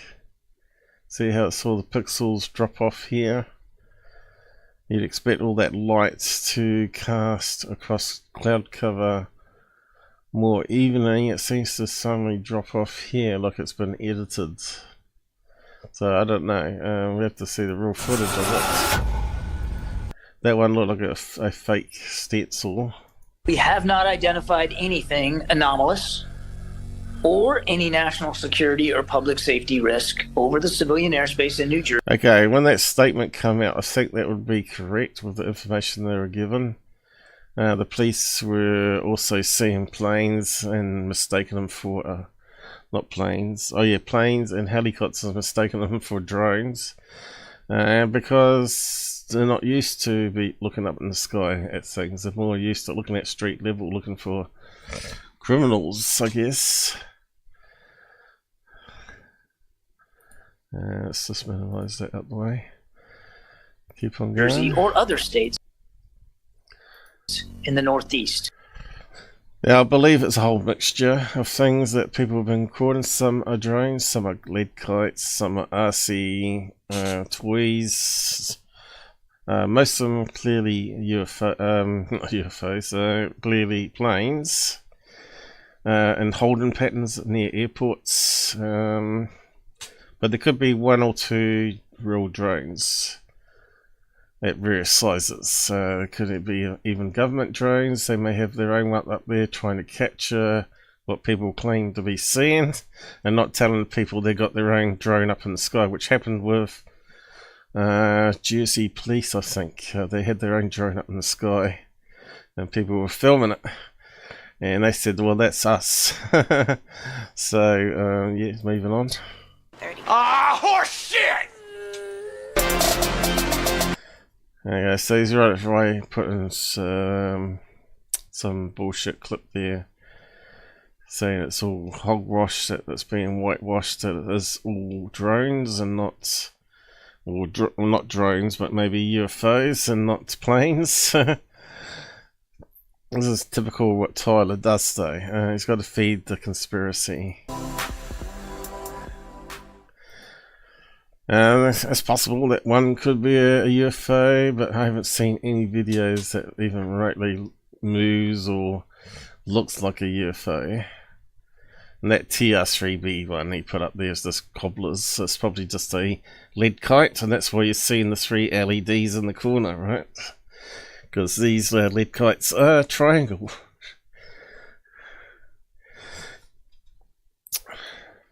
Hey, what's up guys? Tyler here with Secureteam, and you're way behind the times, mate. So here he is, he's plugging his merchandise and the people that he's with. For being patient with me, and here's to another year of digging suckers. He bought his merc. deeper and pushing for answers, so yeah. I bet they may regret that when they find out the real truth about you, mate. Happy birthday. And yet people send them all those gifts and things, right? Now, let's get into what you guys came for. I know I've been missing it. And he's got a PO box for it. And he doesn't have his normal street address, of course. Because there's too many loonies out there, you know. I thought about getting a post box and having people be able to contact me, but yeah, it's just too much hassle, really. I'm too small to really worry about that sort of thing at the moment. In action for a bit.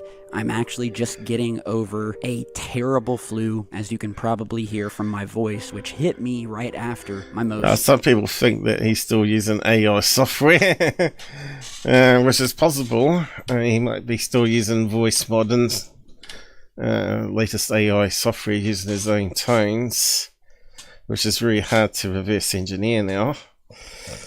That's technology's gotten too good in the last year or so, but his early stuff was easy to reverse and see that was his voice that he was faking on whistleblowers. Recent video and took me out for almost 3 weeks, and my voice still isn't back, so bear with me. And he's always got excuses. He doesn't have the same sickness, he has all these different sicknesses that keep happening to him. It's hard to believe. Maybe he is sick, but because he's told so many lies, it's hard to know if it's the truth or not. I'm just scratching my leg on the table here, so if you hear any creaking sounds, it's my leg being rubbed because it's driving me crazy. Speaking of that last, most recent video, which if you haven't seen, here it is. I don't know if this is just a... So he's got that little laugh coming in, which means he's telling lies again. He doesn't know what it is. What did I say it was? Possibly a balloon with a payload, didn't I say? So,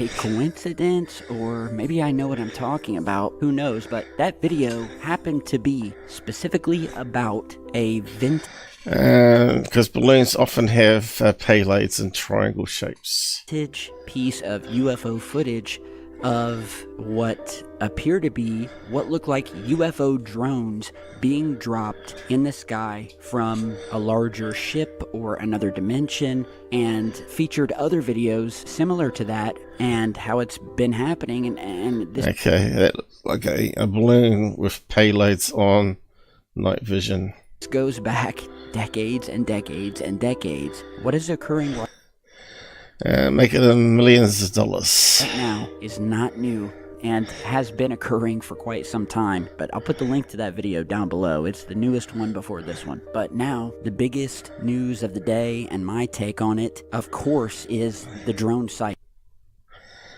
Okay, is that the one with the zoomed up image?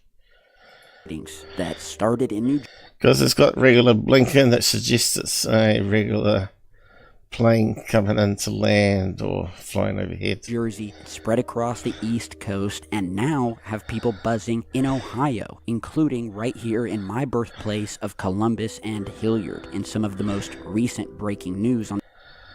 Okay, so... he's not playing the video. Croaky voice coming in. It looks like it's got flashes of red there. But these ones kind of look like Chinese lanterns. That one looks like Chinese lanterns. On this situation. Now, there's no sugarcoating it. This situation has spiraled into something much bigger. And as usual, the official explanations aren't cutting it, and they never do. And just to bring anyone who doesn't know up to speed, this all kicked off in mid-November when residents in New Jersey began reporting strange lights hovering in the night sky. Triangular formations moving with silent precision. Some of them just sat in the sky. But this wasn't just one. You mean like a kite? Sightings. They started multiplying across the state and spread to New York and Pennsylvania. Balloon. The videos, of course, started to pour in. Then came the game changer, and that was when 55 Chinese drones lanterns were caught on police video emerging from the ocean near Island Beach State Park. Witnesses said that these drones were tailing a U.S. Coast Guard vessel, which ramped up the suspicion. And we're not talking about cheap, off-the-shelf drones here. So it could have been anyone flying a drone that were interested in the Coast Guard, which is most likely to be some sort of drug runner, right? Oh, where are the Coast Guard? Let's see if we can distract them with our drones while we get this payload of drugs across to the beach or whatever. So yeah, criminals do use Thai technology and they can afford it. They even build submarines to go underwater to get to California undetected, fly right underneath the boats. This is definitely coordinated, large-scale activity happening right under our noses. Oh no. Okay, and this one here kind of looks like the right distance to be a helicopter.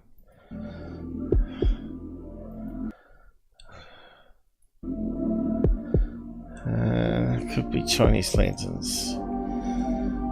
I'd say that one's Chinese lanterns.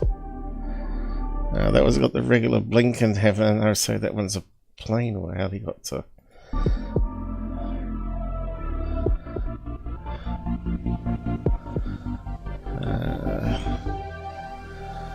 I think that was a plane. There is an aircraft. I don't like his music. Of course, it could be copyrighted. Most likely. Okay, blinking. That's often blinking like that is often a plane. An alien aircraft. Like when it goes like that.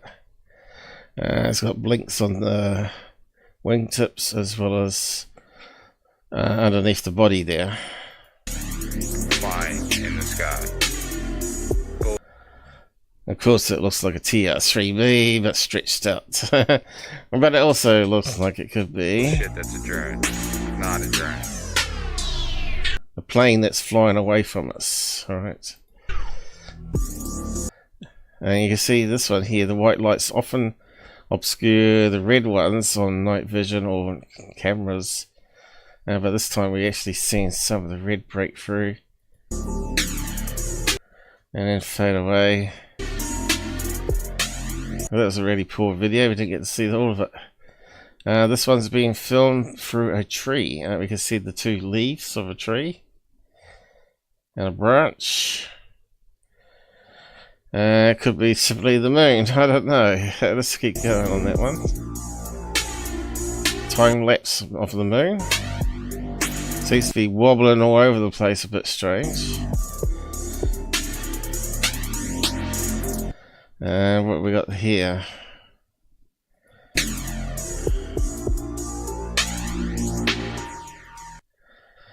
Is it a plane or is it some sort of weird RC thing? There is an air. I'm not too sure on this one. Almost looks like one of those new experimental X-planes they're mucking around with the wings that go up and then come down a bit. Go up and then go down the other side. Craft. I think there was an X-plane like that. Most likely an alien. An aircraft. Flying in the sky. Bullshit, that's a drone. We're not seeing too much of it. And we're not seeing it turn. This one? Not a drone. What are we looking at? Oh, right. This one's clearly CGI, I think. And I'd say that's also CGI.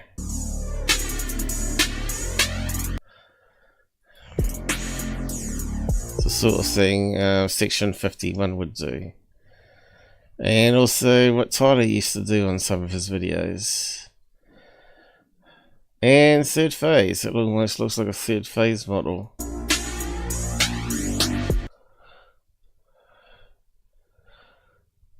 Why is it such a crappy edge on it here?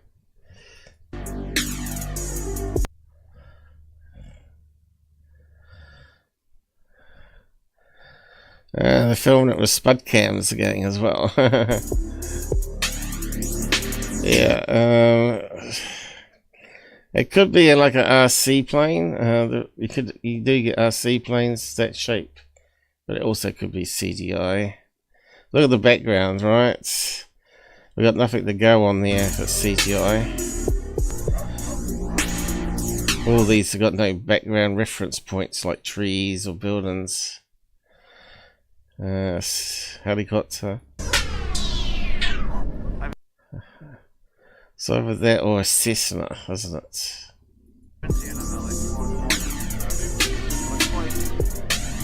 Was it got no land and was it got no lights on though?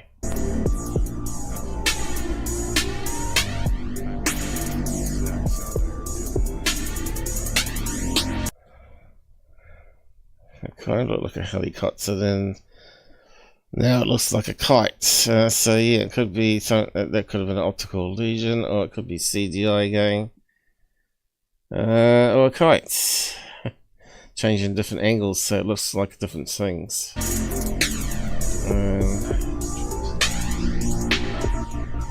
Okay, that looks more like CGI than a kite now. Looks similar to the last thing we saw. And that looks like really cheap CGI, right? So it's like a cookie cutter effect where they cut it out and it's all totally black. Right, where's the lights on it now? Right, it's like they couldn't be bothered doing the lights on it for that segment. Man, that's so third phasey. So what do we know? I bet if we looked at third phase stuff, that one would probably be on their channel too. About what's occurring? Well, not much. Even with all the updates that I could give, we just don't know anything. And when it comes to the government or NASA, aka never a straight answer, the more silent they are, the more concrete my belief is that they are. Okay, a lot of these look like they got the collision red light.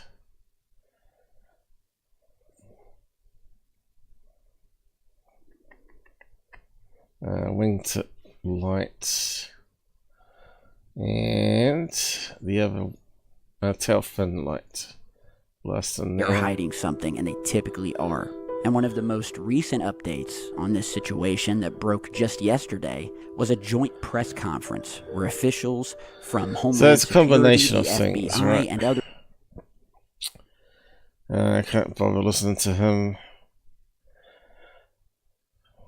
Claiming that there is no evidence of any nefarious activity or immediate is doing something else behind our backs as we all stare at this news, and then everyone starts to become. Well, this is why you don't have open borders. Allow any USA people, haters, to come in and set up little cells of terrorists. That's why you have a nice secure border control normally, right? So it's possible that there could be some bad people flying drones around collecting information.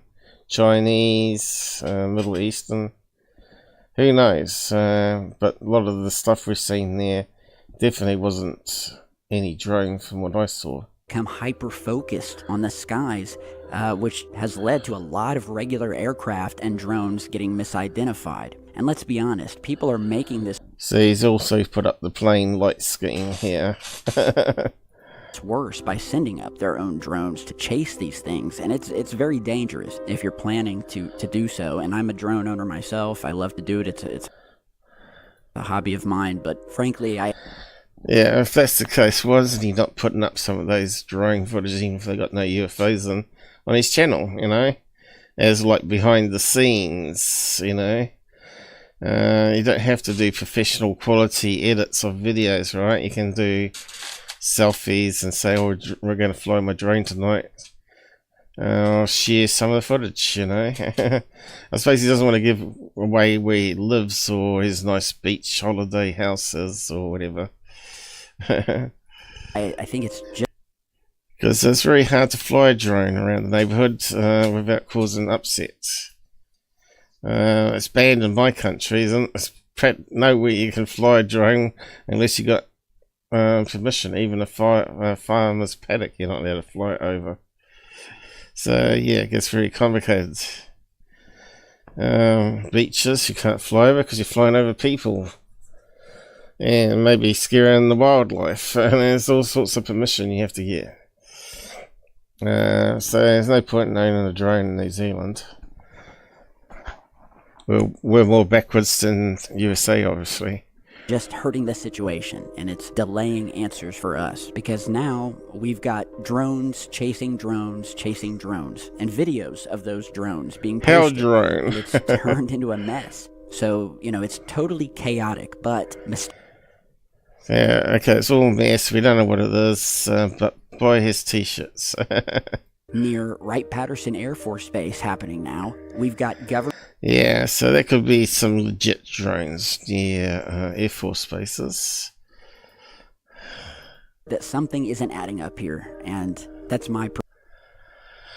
There was all sorts of conspiracy theories talking about the government were flying their own drones over to try and detect radiation of maybe a dirty bomb in the country and not telling people about it. Yeah, you certainly wouldn't want to publicise it on TV. Oh, we think there might be a dirty bomb somewhere in Jersey. Don't panic. We're just flying some drones around to detect it. Oh, right, now we've just told the terrorists what we're doing. You know, it's not like they can report on that sort of stuff. So it may be possibly some truth in that, you know. But anyway. Personal opinion. Something is happening. And I'll say this. When you have...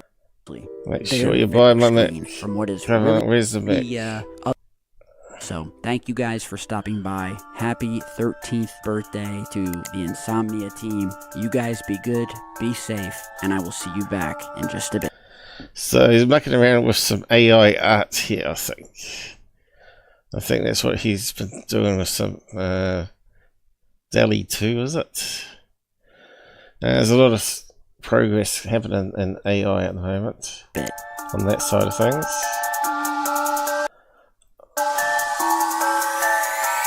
Anyway, it probably got a lot of views because it was on current stuff.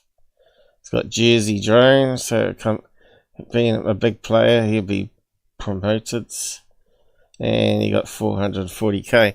Normally he only makes about 1/4 of that nowadays. In 4 weeks. So yes, so there's a good easy $1,000 there US for that. And his latest one, you'd think it'd be talking still about drones. He put it out in this 2 weeks later, is it? So still was a lot of talk about drones, as well as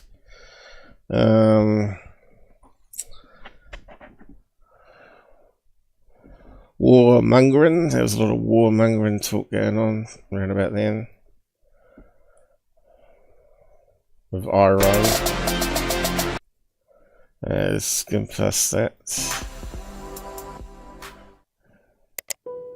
There's been a lot of excitement about these holes. One of the things we're all interested in is how almost perfect. Okay, where's the holes? These things? You're talking about something really small? Aligned these are, and the regularity of the space. Does anyone see holes?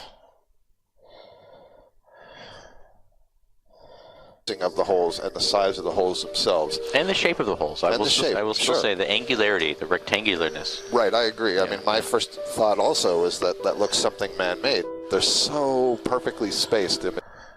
So it probably is something man-made, something that's being dragged behind a boat that's tearing up the sea floor, bouncing around, bouncing down again, like anchors do. You know, anchor goes up, pokes a hole in the ground, and loses grip, bounces back up, jumps back into the same type of soil, and then loses grip and bounces up again. So yeah, it could easily be an anchor or a cray pot or stupid things like that. So it's not going to be necessarily anything to do with aliens or anything suspicious. But yeah, this story he told 2 years ago when it first came out, and I think we can do a quick search here to prove that. Strange holes. It might be doing the rounds again, I don't know. Strange holes under sea. Let's see what comes up. These mysterious depressions are not always and had previously been thought the result of methane seeping from beneath the seafloor sediment, rather than sometimes the mess left behind by porpoises who could be smacking their tails onto the seabed, right? And looked like a bouncing anchor. And sand eels. So it could be anything. So they're saying it's something natural here. And we can see various people have got different images of these so-called holes, but I didn't see that on the video that we're looking at. So when was that one? What year was it? Well, a month ago, so that's when Tyler talked about it as well. Scientists found holes 2022, there you go, a couple of years ago. Holes in the ocean floor. I think it's exactly the same thing. Mystery holes in the sea floor 22. And the case of the mystery holes 22. Here we go. So it's nothing new. Why is he putting that up instead of something new that's happening in ufology, right? Seems like a lazy thing to do for a quick buck, right? And it looks like the same images that we're seeing. So here's the strange holes here. Kind of looks like there could be a crack running underneath the seafloor there. Where there might be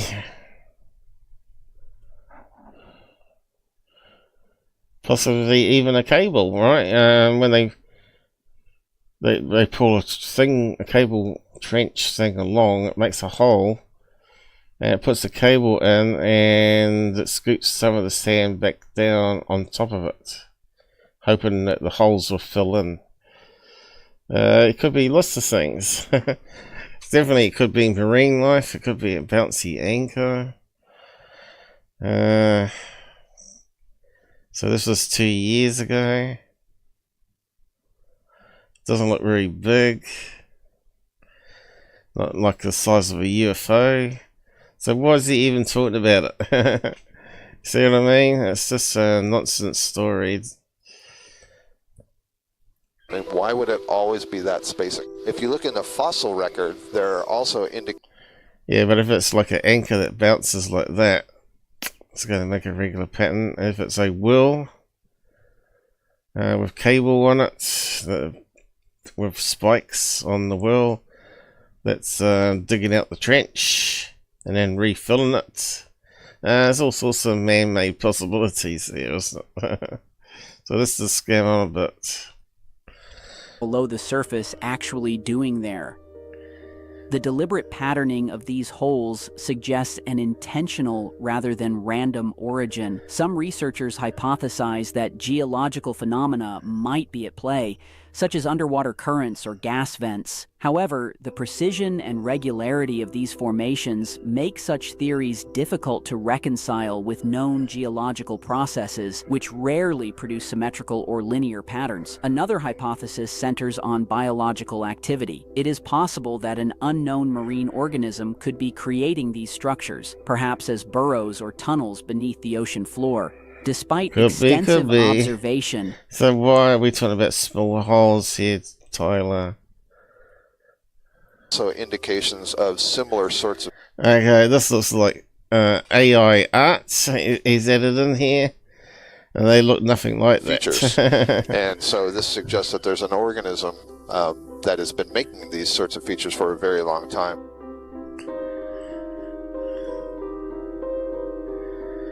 Okay, so yeah, talk about something else now. I think this one was explained years ago too. That was Korean squid boats that use red lights, wasn't it?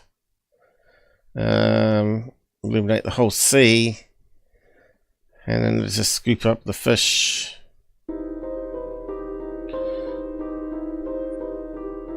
South Korean fishing boats.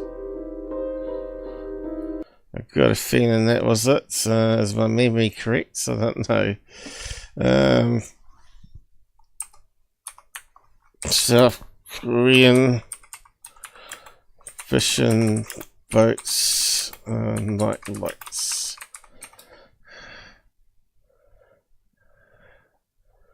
We got the Reddit. Southeast. I think we talked about the same thing. Again, that's 1 year old, that information. Off the coast of South Korea, here we go, with fishing boats. Squid bait, fishing boats. Why haven't we got no pictures? Yeah, this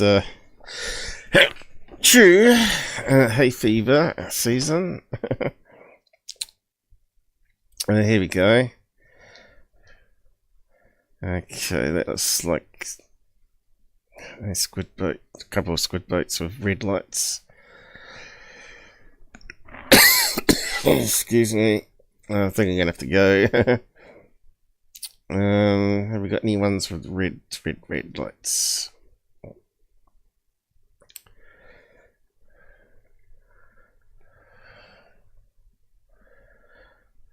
I use red and white and blue by the looks of it. I'm stretched out on poles there. I got green as well, so it makes sense to have red as well.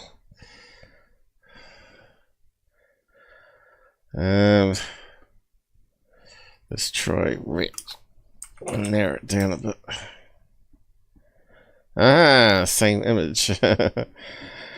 The Pacific fishing boats. There you go. Debunked. So someone's debunked it. And also there on a Reddit post. I don't know. X post, is it? So it doesn't take too much to debunk Tyler, does it? So that looks like it from another overhead camera from satellite. Less red. Looks like the same sort of location. 12-inch LED boat navigation. Red lights in Pacific Ocean. It doesn't say what they are though.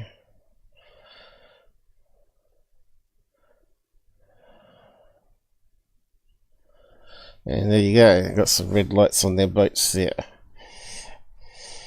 Yeah, I think we can put that one to rest. Let's see what he's saying about it. He didn't say anything about it. Let's go back. There are also indications of similar sorts of features. And so this suggests that there's an organism that has been making these sorts of features for a very long time. Too many assumptions, not enough evidence.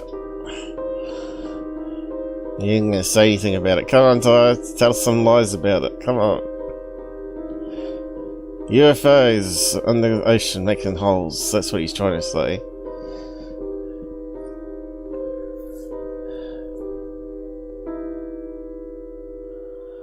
We've got the dog howling next door. I'm not sure if you can hear that. So we got a light, distant light, which could have been a plane above the cloud cover there. Okay. Good one. We got the sun setting over the ocean with some boats with on everything the happening ocean. lately with the drones appearing over New Jersey, many of which were witnessed coming from the ocean, I don't think it's far-fetched to think that this may just be more than what science could explain, and definitely something worth looking deeper into, no pun intended. Something strange has always been happening in our ocean. Well, people have been looking into it and they're not too worried about it. They think it's something natural.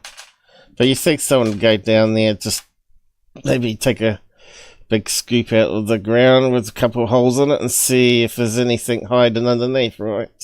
If it's like a cable trench, then they'll probably cut through some fiber or whatever. And this story is just another piece to throw on the growing pile of evidence we've collected thus far. They could easily send down an RV thing to scoop out stuff, couldn't they? If they were that interested, right? So tell me what you... But more likely, what was living in the holes is gone, and the holes are what left, alright? Maybe they sort of mature underground, then explode. I think some scientist said that the soil was stacked like something exploded from under, which kind of suggests something like a shell, mollusk or something developing and then opening up and thrown off the sand. So, you guys think? What are your theories on what these mystery holes could be? I'll put the link to the Ocean Explorer website, which goes more... I don't think anyone would be interested in replying to that, surely. Okay, what else you got here? Noel, a 59-year-old foster care provider, was at her home in Walthamstow on December 26th when she heard something unusual. We got a side chat. Who have we got on? Funky Skunk, how's it going? What's all this then? This is roasting the Secureteam poor video efforts. Where again he made probably $1,000 from it. Not as much as the last one though. But he still could easily make $1,000 from that. Probably made about 600 from it, probably. But even though it's pretty bad video. It's doing better than us, though. It just takes a lot of people watching. And you get lots of ad money, right? Ad money soon adds up when it's 1 cent a view or whatever. Usual bird squawking at 2 in the morning. That's when she knew something wasn't right. Birds don't usually act like this in the dead of night. Unsettled, she decided to investigate. What she saw was beyond explanation. First, small, shadowy figures flitted across the sky. Then, something larger emerged, a shape she described as like a Okay, so I can see straight away we got some lights on posts, but that looks like cranes, doesn't it? So obviously it's a construction site. And construction site's got a lot of lights on here, which is going to disturb the birds resting in the trees. Okay, let's keep on going. Silent, deliberate, and entirely... And here's a bird taken off from a tree. Try and get away from this noisy build site. Out of place. Marie caught it on video, but even then... And even then, it's really crap video with long exposure, so we get like a whispery tell off it. It's most likely a crow or a raven. She was at a loss for words. And it looks to me like it took off for the faraway trees here, from this tree over here. She's lost for words. There you go, they're definitely cranes, aren't they? Cranes, cabin. And these cranes probably disturbed them. Or something like that. Alright, there's no mystery here. And it kind of looks like a bird body with wings. With motion blur on the camera side of things. Is that the best he's got? Is it? Okay. Let's give on a bit. Any more? Come on, Ty, you can do it. Another one. Email, quote, "This is a video I uploaded to share with you of a drone flying over our house the other night. My wife saw it while back." Okay, so we have confirmed there are certainly planes flying around and possibly some kites and drones. And that's a lot of lights here. There's a car with lots of lights on the front. Not sure what this is. Is it a person arm? Yeah, taking what though? What's that person doing? Looks like a camera. Old-fashioned camera. Can't see any telephoto on it. Looks like they're aiming it up at the sky. And they got some house lights on. And other person's taking photographs as well. Backing down our driveway, and luckily our security camera caught it. 2 co-workers of mine have also... Seen them in Georgia as well, so it isn't isolated in New Jersey and Ohio. I live in Gainesville, Georgia, and they saw them in Athens and Beaufort. And are we talking about this here? Again, it's long exposure, right? Security camera. You're not going to get any detail on a bright light that zooms past like that. So yeah, it could be drones. Looks like it's something small anyway. Gauging it with the trees either side, it looks like it's flying between this tree and those far trees. So it looks like it might be at least like a foot or so as big. And so that is an hour driving distance apart. And I have to say, the footage does... But anyone can fly a drone around early in the morning. It's less likely you're going to upset people. And might be the best time to fly them, who knows? Appeared to show something moving through the trees with a bright white colored glow emanating from it, and I don't see any sort of FAA lights, so... That kind of looks like a car driving around the corner that they filmed on the other camera. That's that big white car coming along with all the headlights on. It definitely perked my interest. Tell me what you think, and I'll play some zoomed in and there's that car on the other thing, it gives it away. That's low down as well. Where's the car? That's the car there. It's coming down on the road here, going around. Maybe behind that building. That wasn't lit up before though. This looks like a after photo. What like garbage shit he puts up, isn't it? And yeah, there is definitely something creeping in from the right edge of the screen, moving all the way to the left side. It's sort of a white. It looks like that cool. Whitish, bluish hue to it, very bright. And there's that house that's lit up. It's the same car. I'm done with this guy. Videos for today. Anyway, it looks like it's promoting things at the end there, like he usually does. Okay, what's all the experts got to say in his chat? And then we'll wrap up for the day. I've been here long enough now. I did start an hour early, so it's 2 o'clock here. And normally we finish up about 3 anyway, don't we? Wasn't going to do the usual format though, but I'm just doing these little catch-up shows with the old format. Meantime, while I work on other stuff. Happy New Year! Really weird. Maybe someone was taking samples. Talking about the holes. You're so full of shite about making more videos. 4 vids a year is pathetic. As someone who has been with you almost from the beginning, let me say, since you don't care enough to post regularly, then why bother?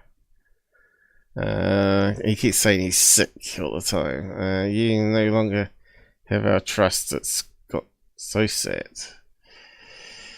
But they don't know any truth about him. They don't know the real truth about Tyler hoax and stuff. We are living in a target-rich environment. Just a thought, Russia has been accused of severing ocean cables. This is AI Tyler. I've been a long time fan for many years. Yeah. Hey man, you said you were gonna make more videos. These people should be watching me, my videos that you can't even get through, they keep telling me. I don't think it was something trying to bury into the ground. No, the guy, expert scientist, said that something that popped out from under the ground.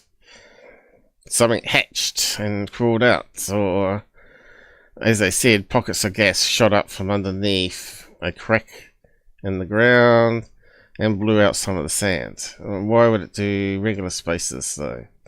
That's unusual, but probably not so unusual because Mother Nature does some strange things sometimes. Tyler, we need you back. No, we don't. These are even to see on Google Earth much bigger than to see here. There's various things on Google Earth, and I think some of those ones are actually anchor marks. Yeah, this has got to be AI. Bro, how do you still have 2.5 million subscribers? Hasn't it been years that you've had that? Yeah. He actually got up to 2.7, I think it was, and he lost 0.2 subscribers. What's that? 200,000 subscribers. Hasn't anyone in nature seen how these holes formed? Yeah, you think so to put a camera down there to see if any more pops up. If they're really interested. AI voiceover. Easy answer is a flat-ended spiked well, which has dropped from above. When turning, each hole it creates is perfectly spaced out. Well, it's a possibility. Interesting. Why is this channel still going after all the weird stuff? Tyler did it years ago. Great video. Thanks, I'm your best fan. Almost thought Tyler was gone. The holes are quite small. Is that true? Yep, it looks like it. In which case, biological. Hey, I found you again. I'm glad to be back. This is the old news. Yes, as I pointed out in the search about the ocean, really looks and sounds like Proof and BE did 2, 3, 4 years ago. And it seems to me if you're all such hard old fans, you would know that. So this guy's saying this video is something he made 2 years ago and he's reusing it. That's what he's trying to say there. Tyler, you got to check out UFO Man. No, do not check out UFO Man. I actually got one of his videos. We might check on him before I close up. How can I send Tyler a video?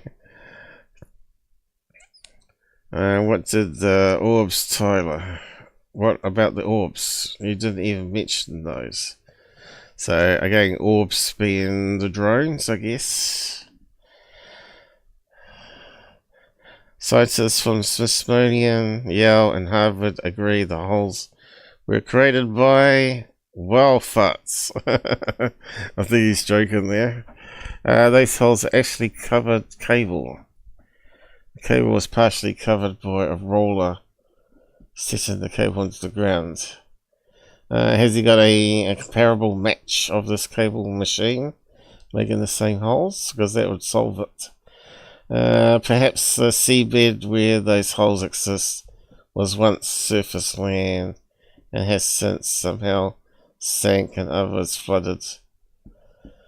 Yeah.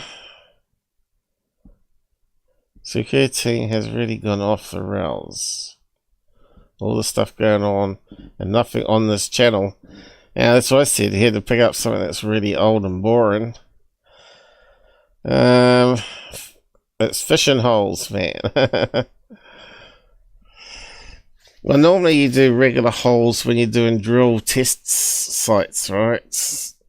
If you're looking for like gold under the sea or sunken treasure, it's possible that someone drilled down from a ship above and pulled up the samples.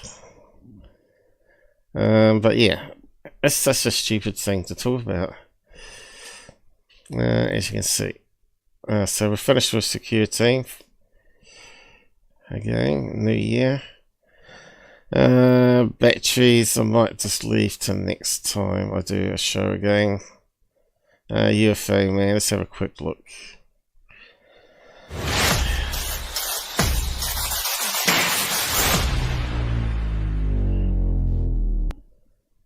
He's changed his intro a wee bit with some new sound. Out of New Jersey, dated December 6th, 2000. Okay, so he's got this weak voice. In New Jersey. Okay, so what is it? 2024. So I hate videos like this that don't have any sound. So far, it kind of looks like it could be a 2-foot size type drone that someone's flying around near Jersey. An object. But it also looks like it could be a side profile of a helicopter. Exhibit 2 prominent white and red flashing lights in the center. There are no green. Is it a helicopter? Lights indicating FAA. I think I saw a red one where you'd expect it on a plane and a helicopter. Aid lighting. This is an unknown. Also a cockpit for a helicopter and landing gear. And it looks like a tail fin going up here with a light on it. Object. It's a helicopter, guys. Because the people from the ground said it was circular and wide, but that's not circular. As you view it now, it kind of looks angular, or a wedge. Angular, kind of looks like a damn helicopter on the side, mate. Multiple white lights flashing, and red. As to what it is. So at this point, it is still unknown. So this is why these people need to learn to use Flight Radar 24. And actually you can rule it out being a helicopter or plane at the time unless it's military. But that looks like fairly close. I bet there's sound of helicopter blades. But we're not going to get to here. Because the lighting is just not there. And where's the audio? It should be a red flag. No audio with it. It's just ridiculous, these videos. They're pointless. Damn helicopter. Has anyone said it's a helicopter? Let's have a quick look. Oh, I said jet. No, it's a helicopter. Changed my mind on that. But he blocks me anyway, so no one gets to see it.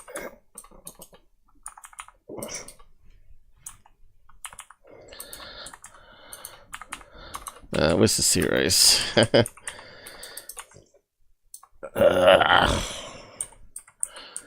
I need to go 100% heli. Side view.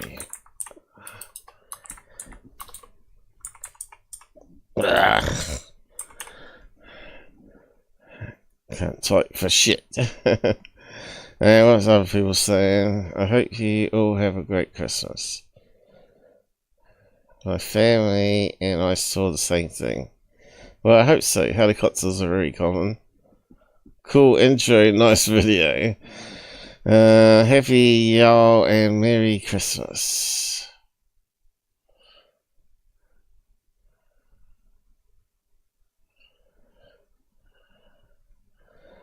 There's so much in the skies. I don't know. It doesn't seem like a regular UFO. I think this is a combination of man-made drones or alien craft. A type of UFO looks like. 3 of those exact objects encircled an old friend. Yeah, it's possible 3 helicopters were patrolling military and encircled them. But yeah, what's he put up lately? Probably a load of other crap since then. Let's have a quick look. The same old out of focus lights, yeah. 98 minutes of non-stop UFO sightings. That's pretty bad. It's going to be like third phasey, alright. 116 minutes of worldwide UFOs. That's going to be also like third phase. So he's copying what they're doing. And everything else is on drones.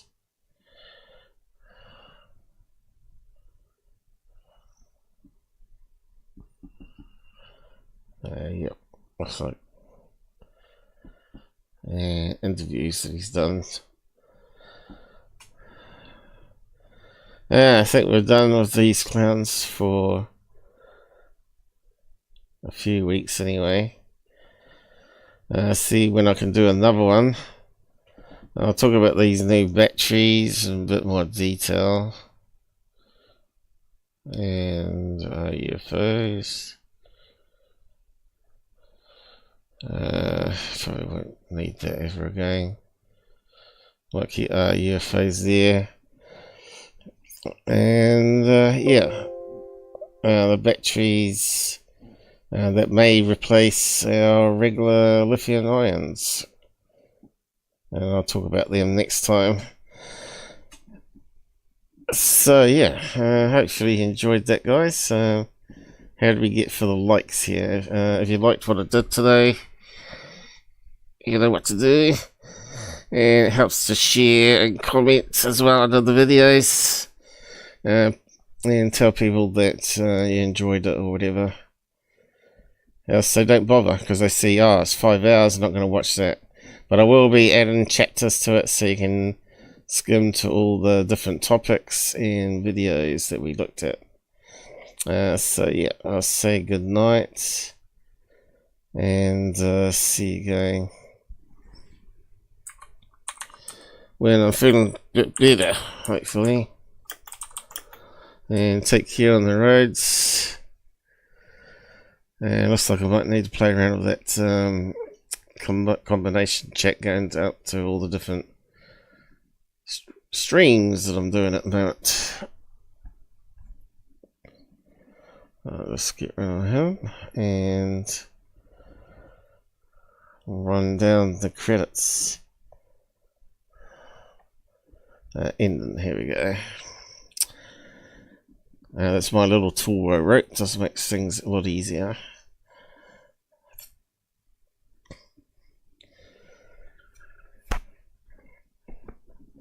Have a good sleep, everybody, and I'll see you again soon.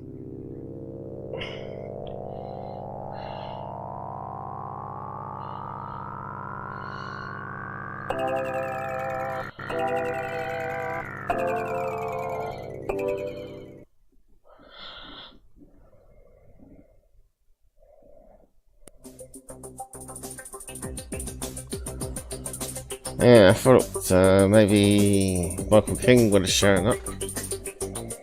Again, no donations, guys, and no plug-in met by me.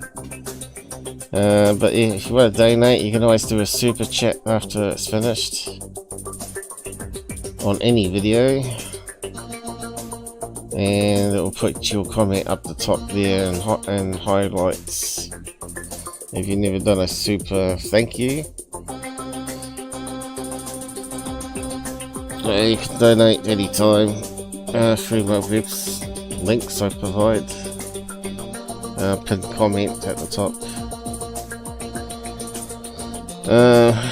Yeah, it's getting a bit hard to pay stuff off now, like internet costs, because I'm pretty much getting nothing from Google at the moment. I don't earn enough to get a payment, you see. But anyway, but it's